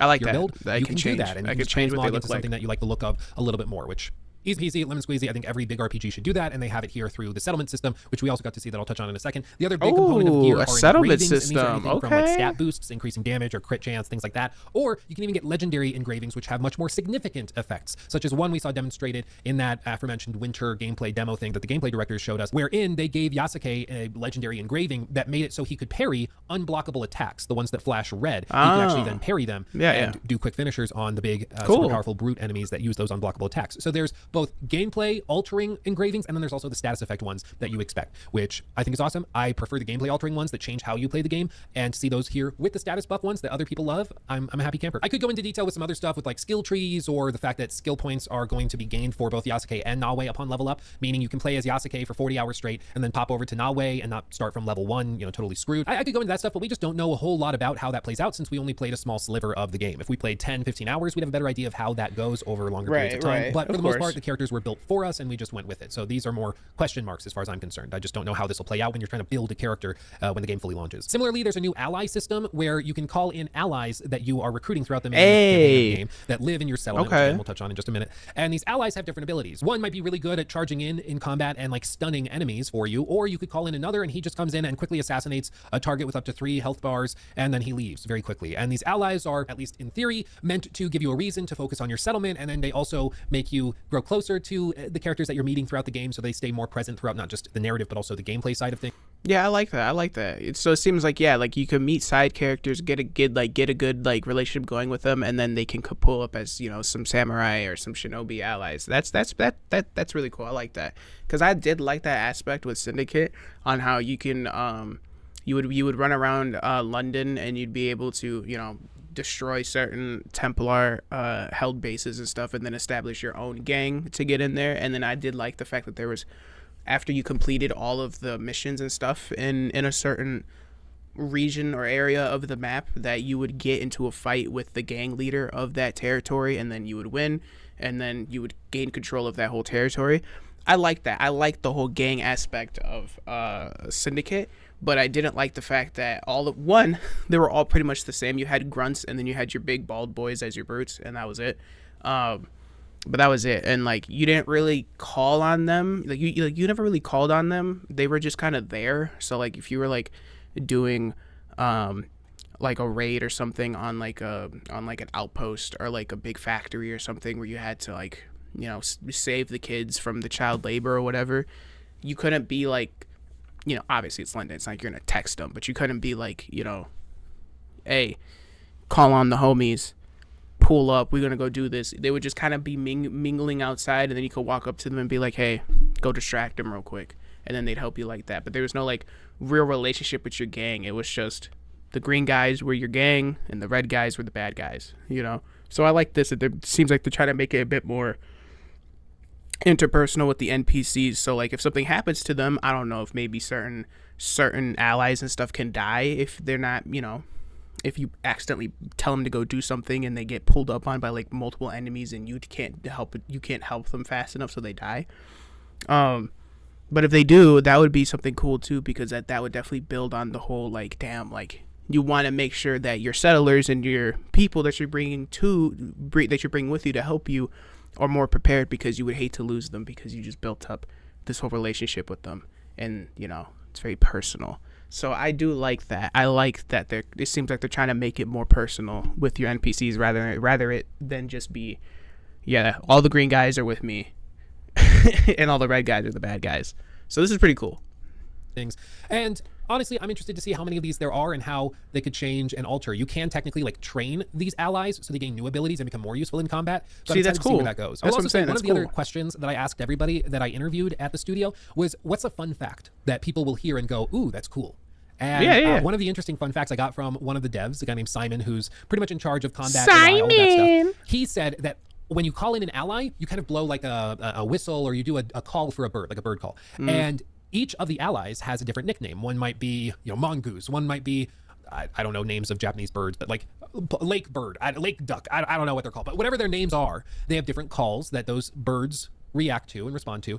And whether you're playing as Yasuke or Nawe, when you call in each ally, they each have a different bird call to summon them that is directly referring back to the name of the character, the like, code name of the I character. said the nickname that you gave them.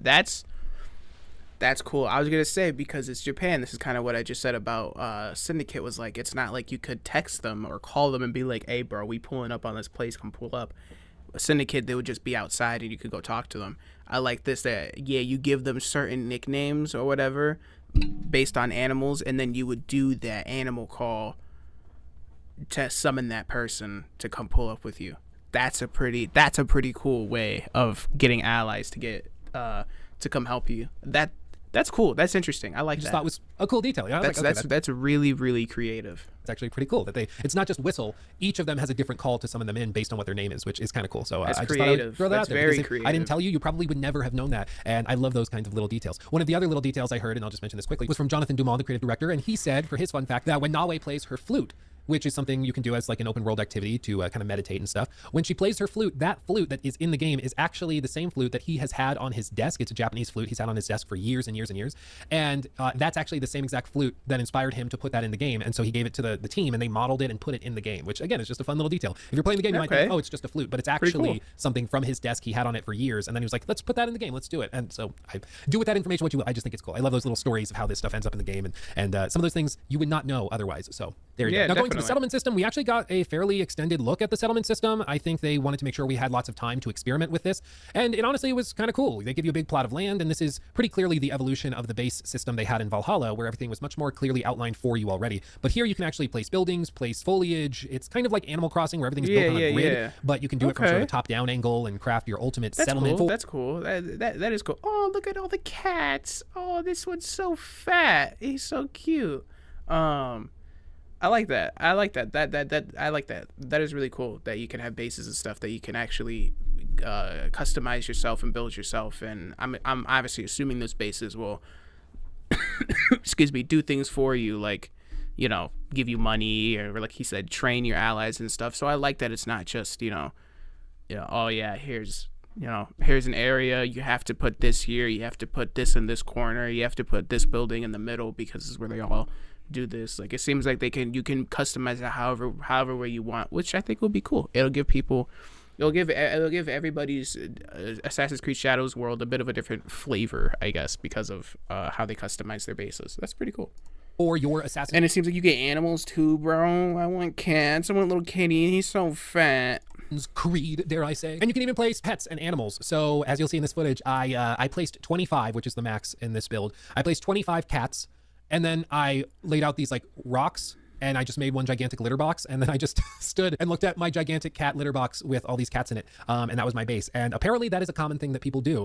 One of the devs said, yeah, you're not the first person to make a gigantic litter box, which I thought was kind of funny. So this is a pretty robust system, and it's tied to a lot of gameplay stuff for recruiting different allies, for keeping them happy, building a dojo to train them in new abilities, having a Yeah, that's pretty blacksmith cool. to increase I like the scale that. and level of your weapons. All of it comes back to the settlement system, which you'll be circling back to a lot. And it's also useful for recruiting scouts, which brings me to one of the other major changes in AC Shadows. These scouts play an integral part in exploration and in questing in AC Shadows. So you see, I've not mentioned a very important element of the last few major Assassin's Okay, Creed here we games. go. And I wonder if you've noticed that I've not mentioned it yet, because when I brought it up at lunch, actually, we'd played like whatever, 3-4 hours at that point, and I brought it up at lunch with some of the other people there that were previewing the game at the same time as I was while we were eating, and a lot of them didn't notice that it was gone. So I'm interested if you have picked up on it yet, and that is the eagle.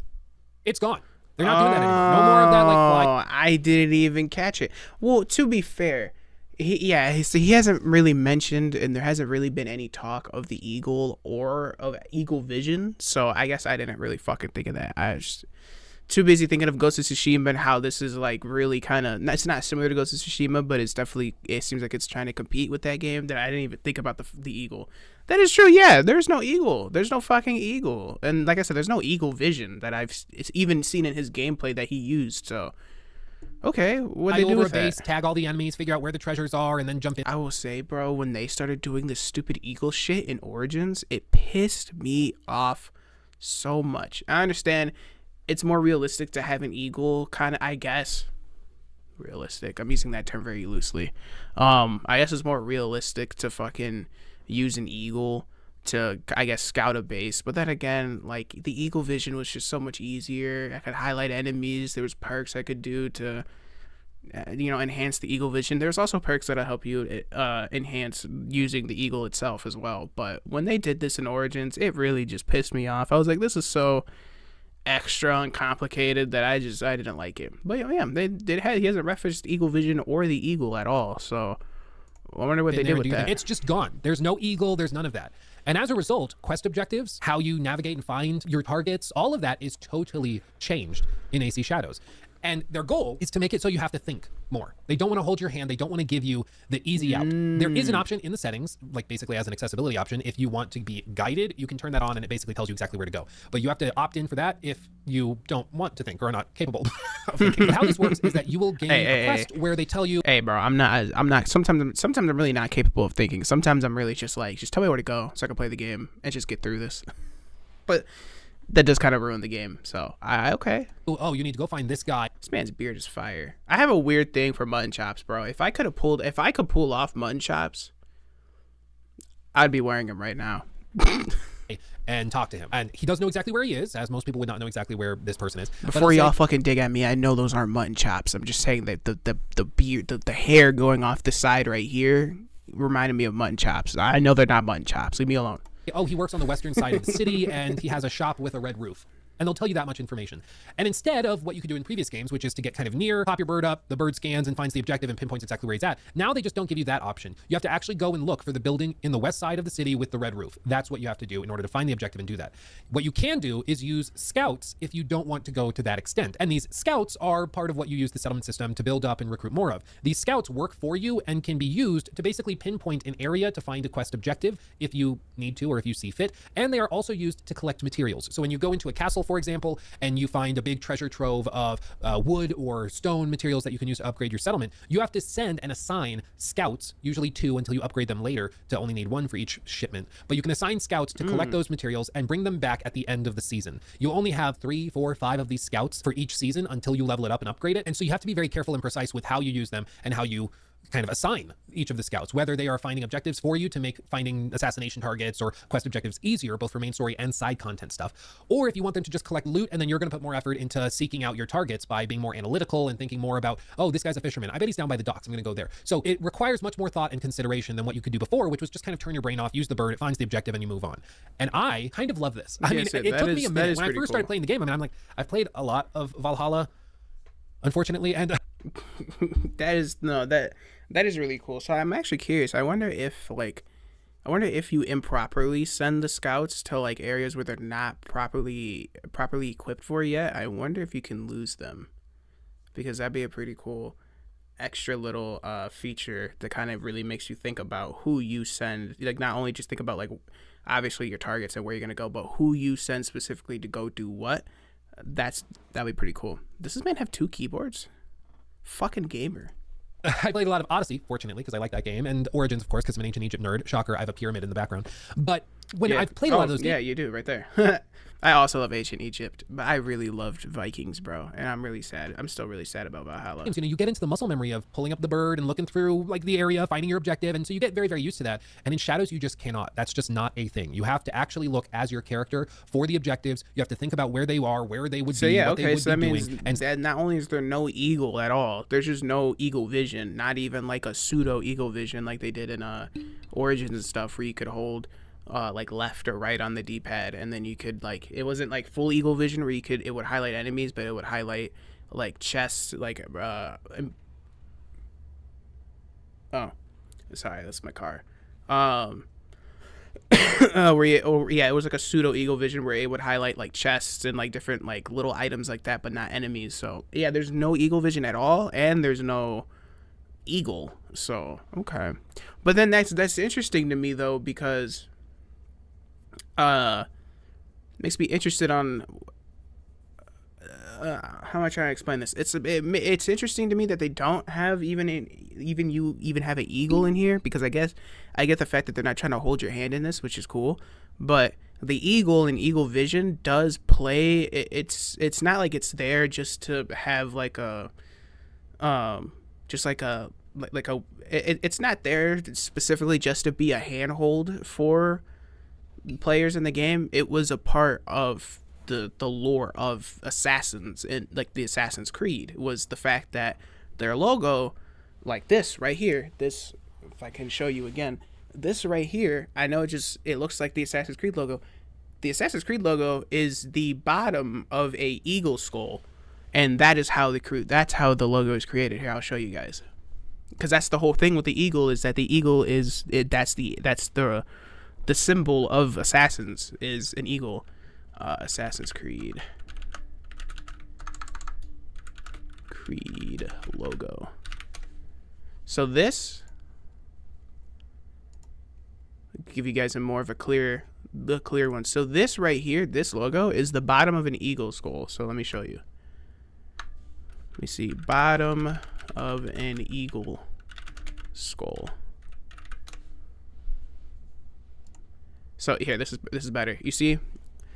You kind of get the idea. This is the beak, and then this is the temples, of the eagle skull, and then this is, kind of the back of the skull, and you can kind of see it here, and you see how it kind of follows that. Let's see if we can find like a different one. You see what I'm saying? Like, it's like, this is sideways, but yeah, it's that's the idea of the assassin. That's where the logo comes from. It's the bottom of an eagle skull. So, I am interested. I am a little worried and interested that, like, what does that mean for this game as far as the Assassin's Creed lore? Because it's, like I said, it's not like the eagle was there just to be as just a handhold or something for players. It was a part of their story. So that does make me a little concerned, but okay. I don't know. For me, if they wanted to get rid of the whole eagle thing, cool. I still feel like they should at least have eagle vision to at least help you highlight things. Like even if they didn't want to hold your hand and didn't want you just to be able to help you pinpoint exactly where enemies are in a base, you had to actually want to go look for it. At least give me a pseudo eagle vision where I could just highlight chests and like crates and stuff that I could still find. But all right, seek them out that way, and it will require you to kind of reteach yourself how to play Assassin's Creed, because for the first time since 2017's AC Origins, they are making a significant change to the process of gameplay, to the gameplay loop, what you actually are doing when you're seeking out objectives. And it takes some adjusting. I mean, it really, really does. If you've played a lot of those other games, it's going to take you a handful of hours at least to get into the swing of this new way of exploring and finding objectives and targets. You might love it, you might hate it. I'll try it. I mean, it's definitely going to be different. Yeah, for sure. I do agree. It's definitely going to take away the whole assisted experience, or at least the assisted parts of, well, I can't speak. It's going to limit how much the game actually assists you, which will be interesting for a lot of us players to kind of get used to and work around. But But I'm still interested on what the Assassin's lore is going to be then, because that's, you know, like I said, the eagle is a part of the lore. So personally really, really like it, and I'm excited to see how it plays out over 10, 20, 30, 40 hours. But as of right now, I'm liking it. But at this point, I think we've gone through enough of the game for me to now start breaking down some of the things that they have just straight up removed that I picked up on. And a lot of this, honestly, most of the other people playing the game had not picked up on. They just had not noticed. And I think it's maybe because they haven't played a lot of AC either before or recently, which is totally, totally fine. But some of these I was really surprised to see removed because they were kind of cool. For one, as I mentioned, no eagle. That's a sort of removal that they feel they can justify because they are replacing it with something that requires the player to be more involved and to put more thought into, which is something a lot of people have been asking for with AC, is that they hold your hand less, that they give you more agency. They require you to do more of the work in the gameplay department, not just holding your hand all the way along. So I really like that. I'm going to go through some of these other ones in a brief list real quick, and these are just the ones that jumped out to me. And then I'll tell you why they were removed according to the design directors and game director and creative director, because I asked them about pretty much all of these. So if you have your list of things you thought I've not mentioned that look to be missing, get it ready because I'm about to go through these. So let's see if you picked up on them. But no eagle. NPCs no longer have their day-night schedules in the same way that they did in Origins and Odyssey and even Valhalla. They don't have beds assigned. they had day-night cycles in Origins? Really? I don't remember that. I haven't played Origins in years, man. Did they have a... Well, shit, I guess they did. I don't remember that, but I probably also just never paid attention, so... assigned to them. They don't have their day-night cycle duties assigned to them. They just don't. They have dynamic jobs and things that they'll do, but they're not going through the day-to-day motions of waking up here, walking over there to the job site, going over here to talk to this person and going back home, like in Origins, where you could actually follow NPCs around and see what they were doing. In turn, there also are no dynamic behaviors with guards on the level of what we saw with Origins and Odyssey. In Origins and Odyssey, you could kill a target in a fort. If you then go hide and they stop looking for you, a guard can find the body, pick it up, and they will carry it outside the fortress and create a pile of dead bodies, cleaning up your mess that they will later then put on cart.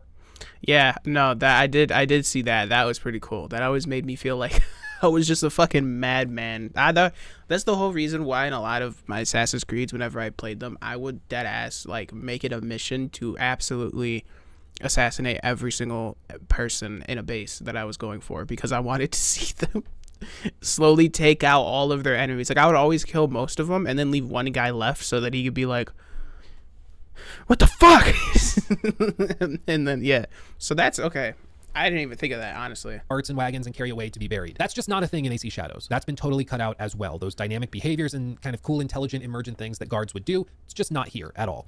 One of the other things that they've... You know, I'm going to play Origins again. Once I get a capture card, I'm going to play Origins again because I haven't played that, and I actually want to play that again. Or I have played that, but I haven't played that in years. I think I played that, like...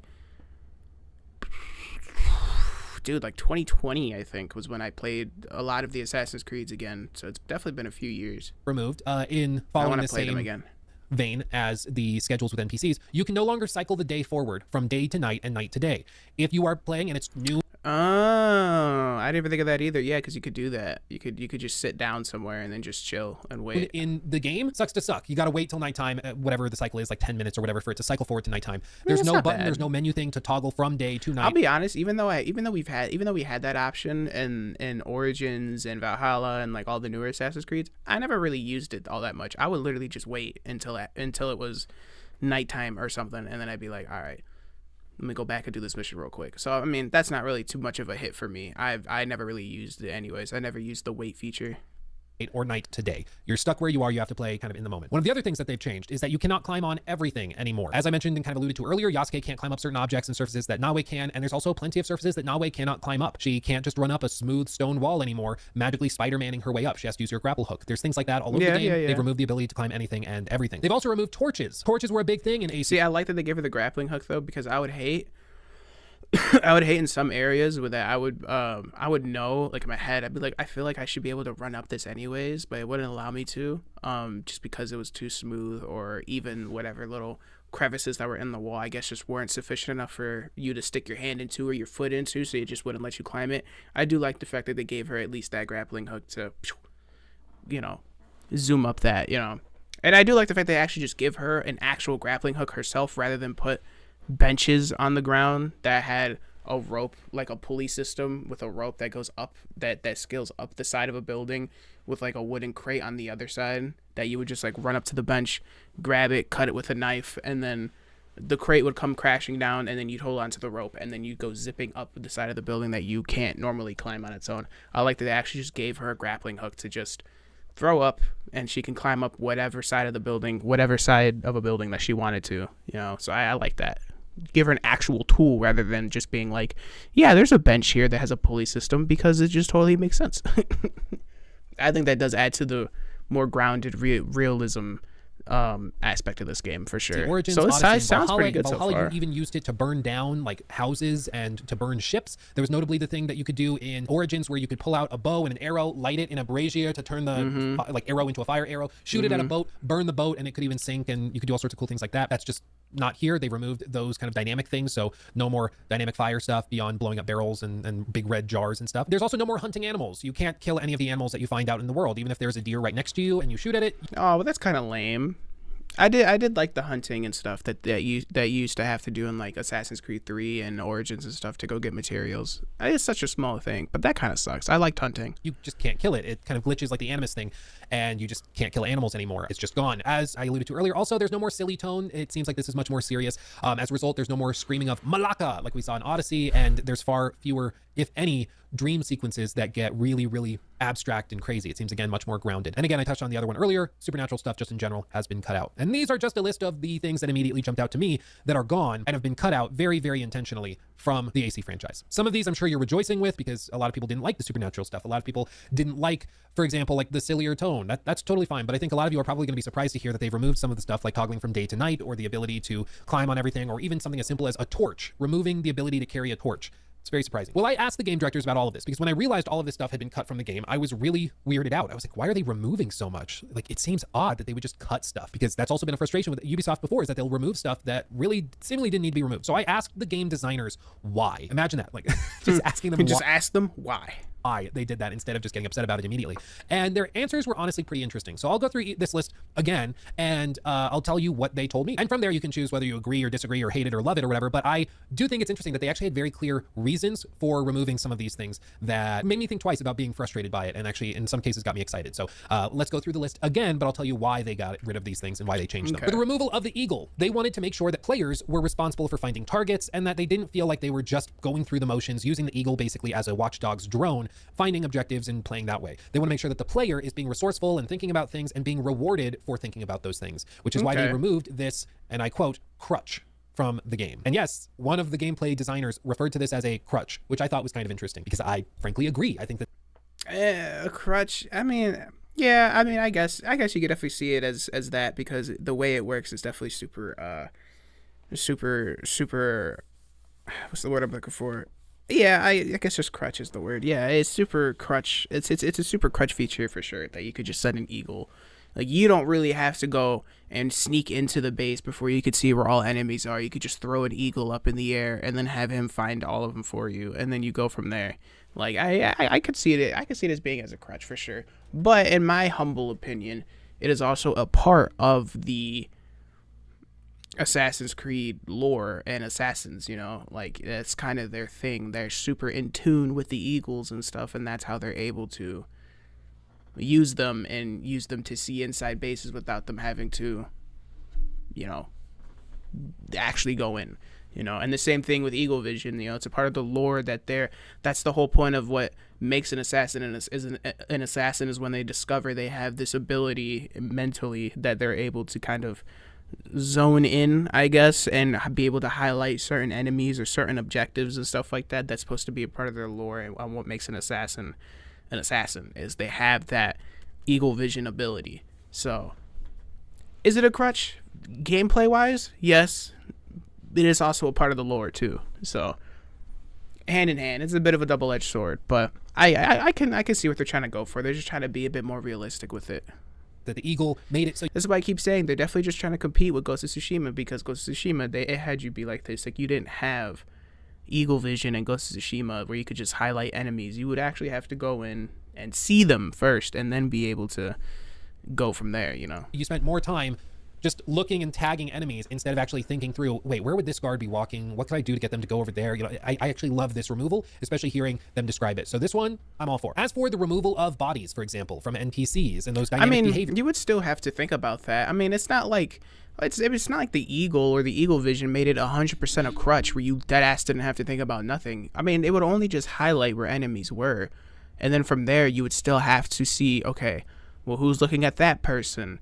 Who, you know, where do they walk to? You know, all that stuff. You'd still have to time out and plan how you're gonna enter, and go at like a stronghold or an outpost or a base or something. So it wasn't like a 100% handhold, but yeah, you know, that's why when you in some of the games like in Origins and stuff like that with the Eagle, there were certain perks that would allow you to see where they're gonna walk, you know. Though granted, yes, I know people are gonna be like, well, there's your crutch, because now you could just get a perk that you're able to see, you know, where they walk to, and then you don't have to think about that. That's true, but they usually save that perk way until you got to the end of that Eagle perk tree. It was like one of the last like three or four perks you could get out of the whole tree. So but again, once you get there, sure, and then I guess I can agree it was a crutch, but still, you still, for the most part of it, with Eagle Vision, with the Eagle itself, it would just highlight enemies. You would still have to plan out your assassins. You still have to plan out where you're gonna enter from, where you're gonna sneak to, how you're gonna go at it. You know, if you're gonna go from top to bottom or try to sneak around, go from bottom to the top with as far as assassinating enemies. And it wasn't 100% a handhold. That was removed allegedly for cultural reasons, because they said that removing bodies and creating a massive mass grave would be extremely insensitive to the Japanese culture, and it's something that they just frankly would never have done back in the time period in which this is set, so they just removed it. Paired with this, they actually made a lot of changes and also additions to try and be sensitive to the cultural differences compared to Odyssey or Valhalla, for example. They removed tons of the dynamic animations from Odyssey, where like when you're in a conversation with an NPC to get a side quest or something, where normally like a quest giver might do things with their hands or might stand different ways and shift different ways. They had to redo all of that motion capture and all of those animations because they noticed when they were doing research that people just stand, talk, and gesture differently in Japan, and they would have back in this time period as well. So they had to redo all of that. One of the other small details you probably didn't notice while I've been showing you gameplay footage throughout this entire video is that whenever Naoe goes into a house that is not hostile, so not like an enemy fortress or anything, she'll actually remove her shoes. Yeah, you didn't realize that? Didn't notice that? Look at this again. Look at this gameplay clip where when Naoe goes into this building inside, her shoes actually dynamically come off, and then when she goes back outside, they go back on. Isn't that kind of cool? Like they actually noticed that and is pretty cool. that would be something that would be very that is pretty cool. I didn't even look at that shit.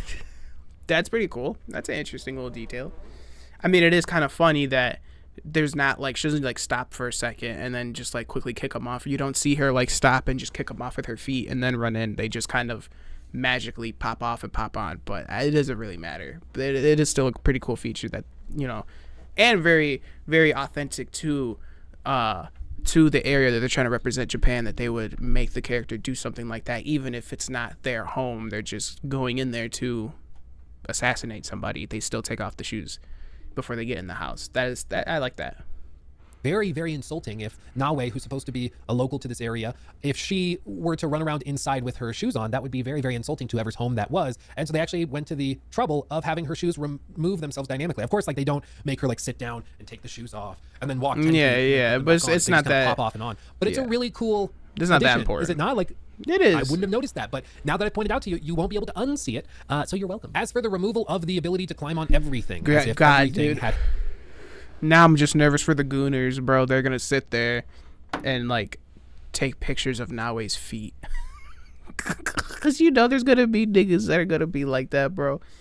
Oh man, Handhold. but it's still they it's a said cool that they feature made this though. I change like because that. it made movement and the abilities of Naoe feel more significant. If Naoe was able to just free climb up anything and everything, same with Yasuke, it wouldn't make her skills or her abilities special because it's just running forward at a wall and there's no finesse to it, there's no skill to it. It's just running at something. And so they wanted to make sure it felt like the parkour and exploration, climbing on things actually required skill and training. The removal of the day-night progression button, in other words, the ability to move from day to night and night to day. To this was apparently done because they want players to embrace the dynamics of the situation they are in. To be clear, if you have a quest where you have to go into this castle and you want to choose Naoe to play through it and you want to wait till nightfall because then you'll have an easier time of doing it, that's totally fine. You just go do a side quest or do something else for 5-10 minutes until it cycles forward to nighttime, and then you do the quest. But they said that they wanted to minimize the amount of time that players spend in menus manipulating the situation, and they wanted instead to encourage players to just embrace the situation they are in instead of trying to change it. And just work with it. Exactly. I like that. That definitely gives it its more grounded, more realistic feel to what an assassin would actually do. Yeah, you can't just grab the sun and be like, all right,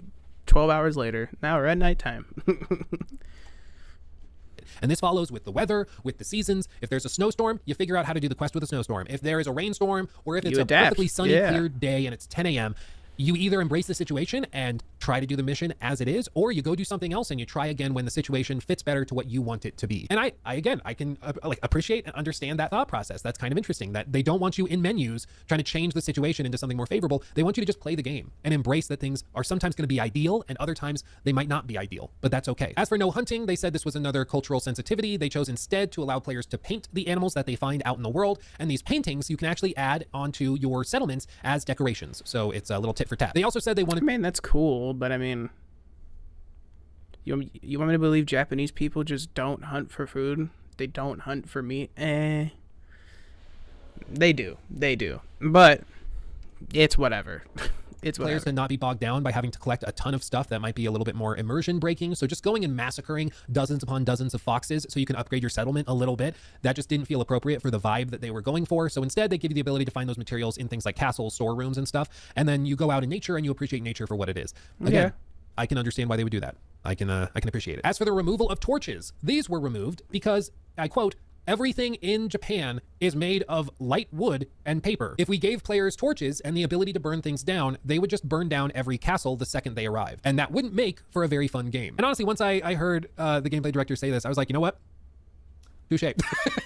You know, fair enough. Yeah, I could totally see that being a problem, because once you introduce the torch, people are going to think that they can do what they were able to do in Valhalla, which was burn buildings down. And if the devs then give you the ability to burn down buildings, where does it stop? Why would it randomly stop at castles? Because they want to retain castles for missions and stuff. So they'd have to have some cutoff where it doesn't work on certain buildings, but it would work on others. But all the buildings are made of the same materials, and it just would fall apart pretty damn quickly. At least in Valhalla, you were able to have like the big stone castles, which can't burn down, but then like the little hay straw huts, you can burn those down. In feudal Japan, there's not that same variety of building materials. So they just decided, you know what? We're just going to take it out and remove it, and we'll see if people notice. And honestly, I was shocked at how many people didn't notice. When I, again, sat at lunch and I was bringing up things that were missing from this game, most of the people, in fact, only one of the people at our table of 8 noticed that torches had been removed. Nobody else noticed that you couldn't kill animals anymore. And I think that's a testament to how they've gone about removing and replacing these things with something else. So much so that only a skeptical, overly analytical prick like me is noticing. So, and who knows, maybe you noticed this stuff while we went through the video earlier, but I'm guessing a lot of you didn't pick up on these things being removed or absent. And as for the sillier tone, I did not. I would admit, I did not. I did not pay attention to any of that. So,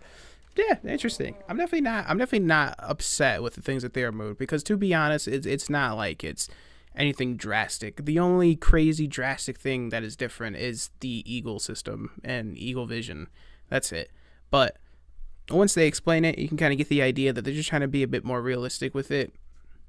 It's not that big of a deal, you know. It's only going to bother people who are lore heads, like kind of like myself, where it's like, you know, it's a part of the lore. It shouldn't be completely removed. But I understand the idea of wanting it to be removed, because other than lore purposes, it really is just a crutch. And I can admit that, you know, sometimes. But, you know, it is what it is.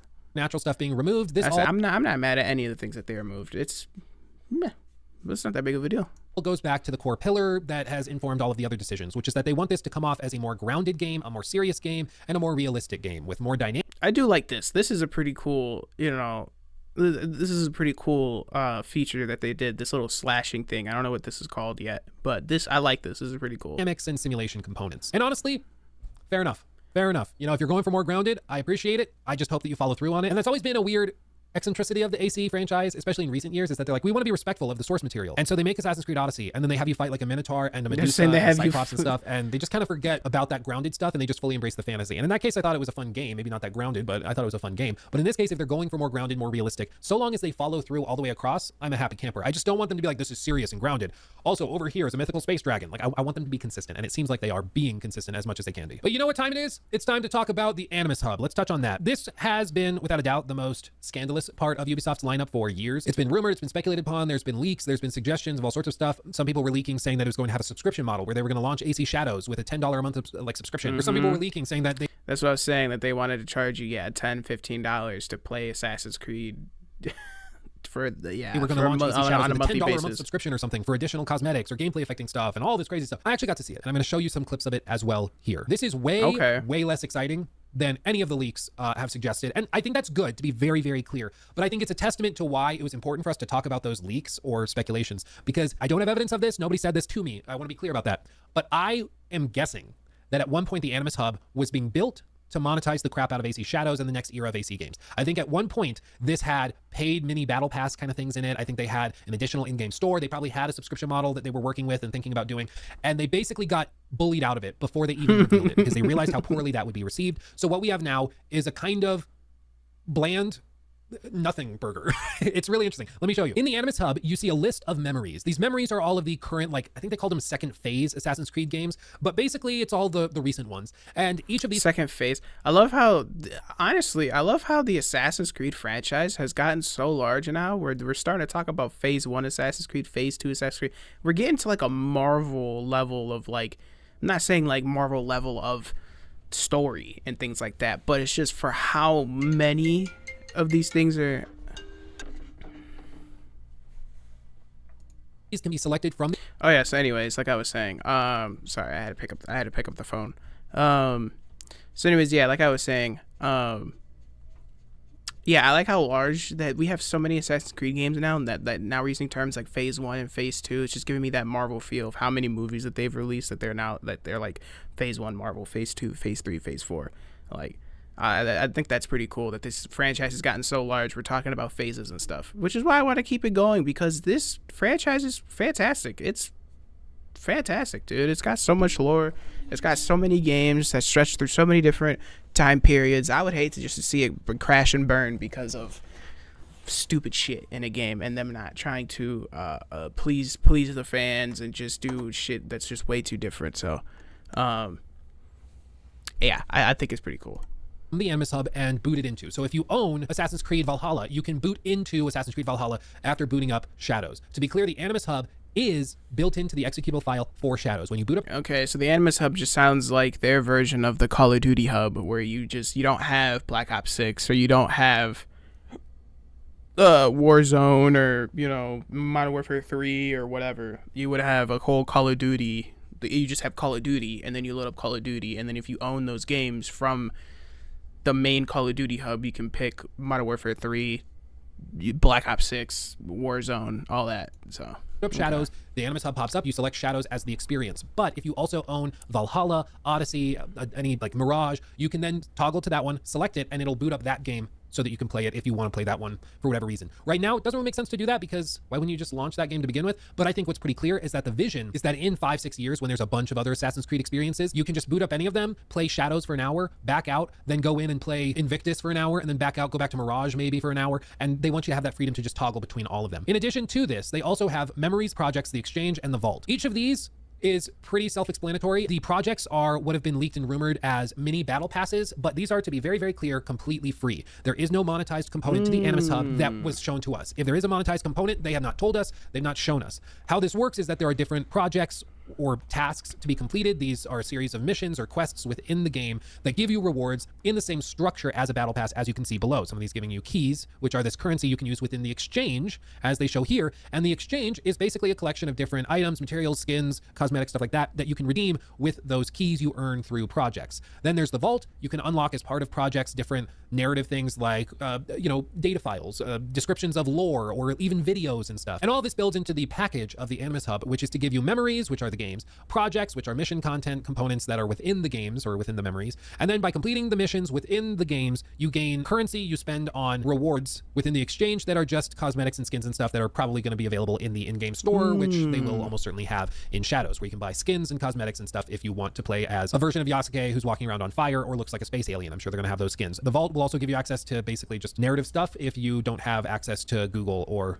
an internet browser to look it up elsewhere. I'm sure you can understand after seeing this, really, this is all we've been building up to? Like, this is it? This is all there is? And I would guarantee you it's because there was a time, a year ago, 2 years ago, whatever, when the projects maybe had like a $5 ultra premium project that you could pay for and would give you even more keys to unlock all new rewards within the exchange. And they basically got bullied out of doing all of that. And so now you just have basically a series of dynamic missions within Shadows that will give you a currency that you can then spend on cosmetics. So you don't have to buy them with real world money. Really unremarkable. It's really, it's good. Don't get me wrong. This is way better than I was braced for. I was braced for it to just be monetized out the ass. But it really does seem that whatever plans they had have either changed Yeah, they or definitely been scratched indefinitely it. postponed. Yeah, they definitely scratched it because, yeah, exactly. People were just probably giving them a lot of shit for the fact that what I said in my other video. Why am I gonna pay a subscription service to play a one player, so literally a single player, story driven video game that has no access to multiplayer? For what? What am I paying that subscription service for? Another $15 a month subscription service to play one fucking game, one franchise of games. It doesn't make any sense to me. Especially for me, at this point, I already own all the games outright. Why would I now want to pay you an additional $15 every month to play the games I already fucking own? Like, it doesn't make any sense. So I feel like that's what was a lot of the backlash with people, was just, yeah, it didn't make any sense. They're just like, I already own the games. Why would I want to pay you more money every month to play the games I already own outright? It doesn't make any sense. Because this final vision is way less, I think, crazy or dynamic than you might have expected. Way less so than I expected, for sure. I don't really know what else to say about it because this is really all there is to it. There's just really not a lot to say. It's just a weirder way of booting into the game. And I will give them credit. It's very, very smooth. Basically what happens is once you load into the Animus Hub, once you boot up Shadows, this is what will appear. You press A, select Shadows, and then you press A to continue the game. And then the camera pans from Nawe just around to her back. She walks through towards that tree or whatever else, and then it loads seamlessly into the game. It's super silky smooth. They did a very good job with how seamless it is, but it's basically just a different kind of a main menu. That's the Animus Hub. It's just a new main menu that also allows you to boot into other games you also own. That's it. It's, again, way more underwhelming than you were probably braced for. So kudos to Ubisoft for, I think, backing off of some of the hyper monetized ideas and plans that they had, because this is way better than all of that. But if you're hoping for something even more compelling, it's basically just a new main menu with some dynamic quests that give you skins. That's pretty much it. So yeah, who knows? Maybe in the future they will add a more monetized component to this. They did say a few times there's more to the Animus Hub we can't show you yet. I don't know what that means. I don't know if that means that there's even more free benefits and perks to it, or if it means that there's more monetized stuff. I don't know. But they did mention multiple times that there's more to this that we can't show you yet. So time will tell what that is. But all of this brings me to the core question that was outlined in the presentation from Jonathan Dumont before we even played the game. And that is whether or not this is the ultimate Assassin's Creed game, built upon the pillars of stealth, of the roleplay trilogy, and also the action adventure roots that go all the way back to the first game. And I will say, I think they are on track to have the most impressive stealth mechanics of any of their games ever. I think they're on track to have one of the most beautifully realized worlds in any of their games ever. I think that they also have at least quelled some of my concerns around the Animus Hub. It seems way less remarkable than I was braced for. And so in many, many ways, I think that they are doing some amazing work, and that this looks like it's extremely ambitious, and it's going to be way bigger and way crazier than any of us thought. But at the same time, I still have questions. I still am wondering what the hell is going on with the side quests. You probably noticed I didn't really talk about any side quests because we only really got to do the main story quests that I don't want to spoil for you, but there was basically no side content for us to engage with. There's going to be a lot, I'm sure, and they said that there's a ton of side quests in the game, and side activities in general, but I didn't really get to see any of that. So I just don't know. I don't know if this is going to have an amazing, set of side quests that rivals what Odyssey was able to put out, or if it's going to be way more lackluster. I just don't know because we didn't get to see it. So I can't critique it or praise it. And in the same vein, I also didn't get to see much of the open world adventure or exploration side of the game. I mean, allegedly you're going to spend a lot of your time exploring the map, exploring like hidden treasures and cool little secrets tucked away within the forests. And we just didn't get to see any of that. So who knows, maybe Yasuke is way better for adventuring than I think right now. But as of right now, I'm left thinking that this is basically a game where Nawe is going to be phenomenal and Yasuke is going to feel like the weird second character that wasn't fully fleshed out, which is unfortunate, but that's kind of what it feels like right now. But I'm still very intrigued. I'm very, very interested. And I think more than anything, the most likely explanation for this is that we just didn't get to see enough of the game. We got to see a good bit of it, but this is a massive game, as Ubisoft Assassin's Creed mainline entries typically are. This is a huge game, and there's a lot to see and a lot to do, and there's only so much that they could show us within a preview build that they cut together a few months ago. And as a result, I still have questions. I'm still wondering about side quests, open world adventuring, exploration, how this ties together when you're exploring, doing side quests, and how the dynamics work. I'm wondering what you fill in your time between main story missions. I'm wondering about the tone. I have all these questions. And it's very possible that when the game releases, they blow me away and everything has been accounted for and the exploration's amazing and the side quests are amazing and it's even more polished and even more graphically insane. But I just don't know yet. Because it's also possible that the final version of the game is lacking in side content, which is why we didn't see it. And the open world adventuring is really boring and you just kind of ride your horse from quest to quest, which is why they didn't show any of it to us. I mean, that's also a possibility because we just don't know what we don't know. So as of right now, I'm very intrigued. And I would say overall my impressions are very positive, but I have a lot of questions. And the questions I was able to ask the developers and the answers I got for them, like the things that were removed, I did feel like I got good answers for why they were removed. They were thoughtful reasons, and I feel like they justified what they replaced them with and sort of the thought process behind all of that. But I'm Oh yeah, I think what I think so far is the game looks great. Like you said, it looks fantastic. It seems like it's gonna play. At least from what I've seen, it seems like it plays pretty well. You know, it seems like they're definitely advancing the assassin, the stealth assassin part of the game for sure. And yeah, it sounds like it's gonna be, you know, a pretty decent game. You know, from what he said, from what I've seen and what he's shown us, I mean, I'm not really too mad at it. The only thing I could say is probably a pretty grindy game for how long it takes to get to level 25, and so I'm thinking that it might just be super grindy, which is just pretty standard for a lot of RPG games. And honestly, it looks pretty promising. I think it seems like with this game, they're going more for the Ghost of Tsushima fans and more of like the people who haven't really played stealth games or really gotten into Assassin's Creed before. It seems like this game is mainly kind of to open the door for new players to enter the fan base. And, you know, like you have Naoe there that's able to cater to the old fans and give them their Assassin's Creed feel, and then you got Yasuke to kind of help bridge that open gap for new players from either Ghost of Tsushima players or players just in general who don't play stealth games all that much. So that's what I kind of think they're going for. This game seems to be more of just like a really big, hey, welcome to Assassin's Creed kind of game. You know what I'm saying? So, but let me let him finish it off here, and then it's going to be like, and whether it comes together smoothly and cleanly. Because this preview, I feel like, was a little disjointed and left a lot to the imagination. But you better believe that I'm going to be watching it closely as we get closer to launch. Who knows? Maybe they'll do another preview, something or other. Maybe they're going to send out review codes 2 months early or something like that. I don't know, but I hope that all this comes together because I feel like they've laid a great foundation, and there's a lot of really cool stuff they're doing in Shadows. I think it's going to just come down to how all of this ties together, the side quests, the adventuring, stuff like that, and probably the tone is going to be pretty crucial to make sure it's not just a trudge to get through. But as of right now, I'm liking it, and I'm excited to see what the final game is like when it launches on March 20th. Shout out to all of you crazy people who are still watching. All right. So yeah, that's it from this man. A great dude. Yes, make sure you subscribe to Luke Stevens. He does these game reviews all the time. He's always really good with his game reviews. He's always very, very level-headed, very fair, very, you know, tries to give his best opinion on things on these games that he talks about. So give him a like, give him a follow, man, and do the same for me, man. If you like this kind of content, if you like what I had to say, give me a like, give me a subscribe, and leave a comment. Let me know what you think of Assassin's Creed Shadows. What do you think of all the changes that they're doing? What do you think of all the things that they're adding? And are you excited? Does this kind of help give you an idea of whether or not you want to pursue buying Assassin's Creed Shadows, or did the whole Yasuke controversy and all the other controversies with the early build of this game kind of ruin it for you and you're kind of over it, you know, or whatever? I guess, you know, I'm only saying that. I'm not trying to make your answer for you. I'm only saying that because I'm just imagining in my head what people might say as to why they just don't care about this game anymore. But, you know, like I said, let me know what you think. Do you think did this review give you back that excitement for Assassin's Creed, or because of everything that's already happened, are you just kind of over, you know, over it? So let me know, leave a comment, man. This has been Lil Manky Rob, bro, and I'll catch you guys on the next one. Peace out.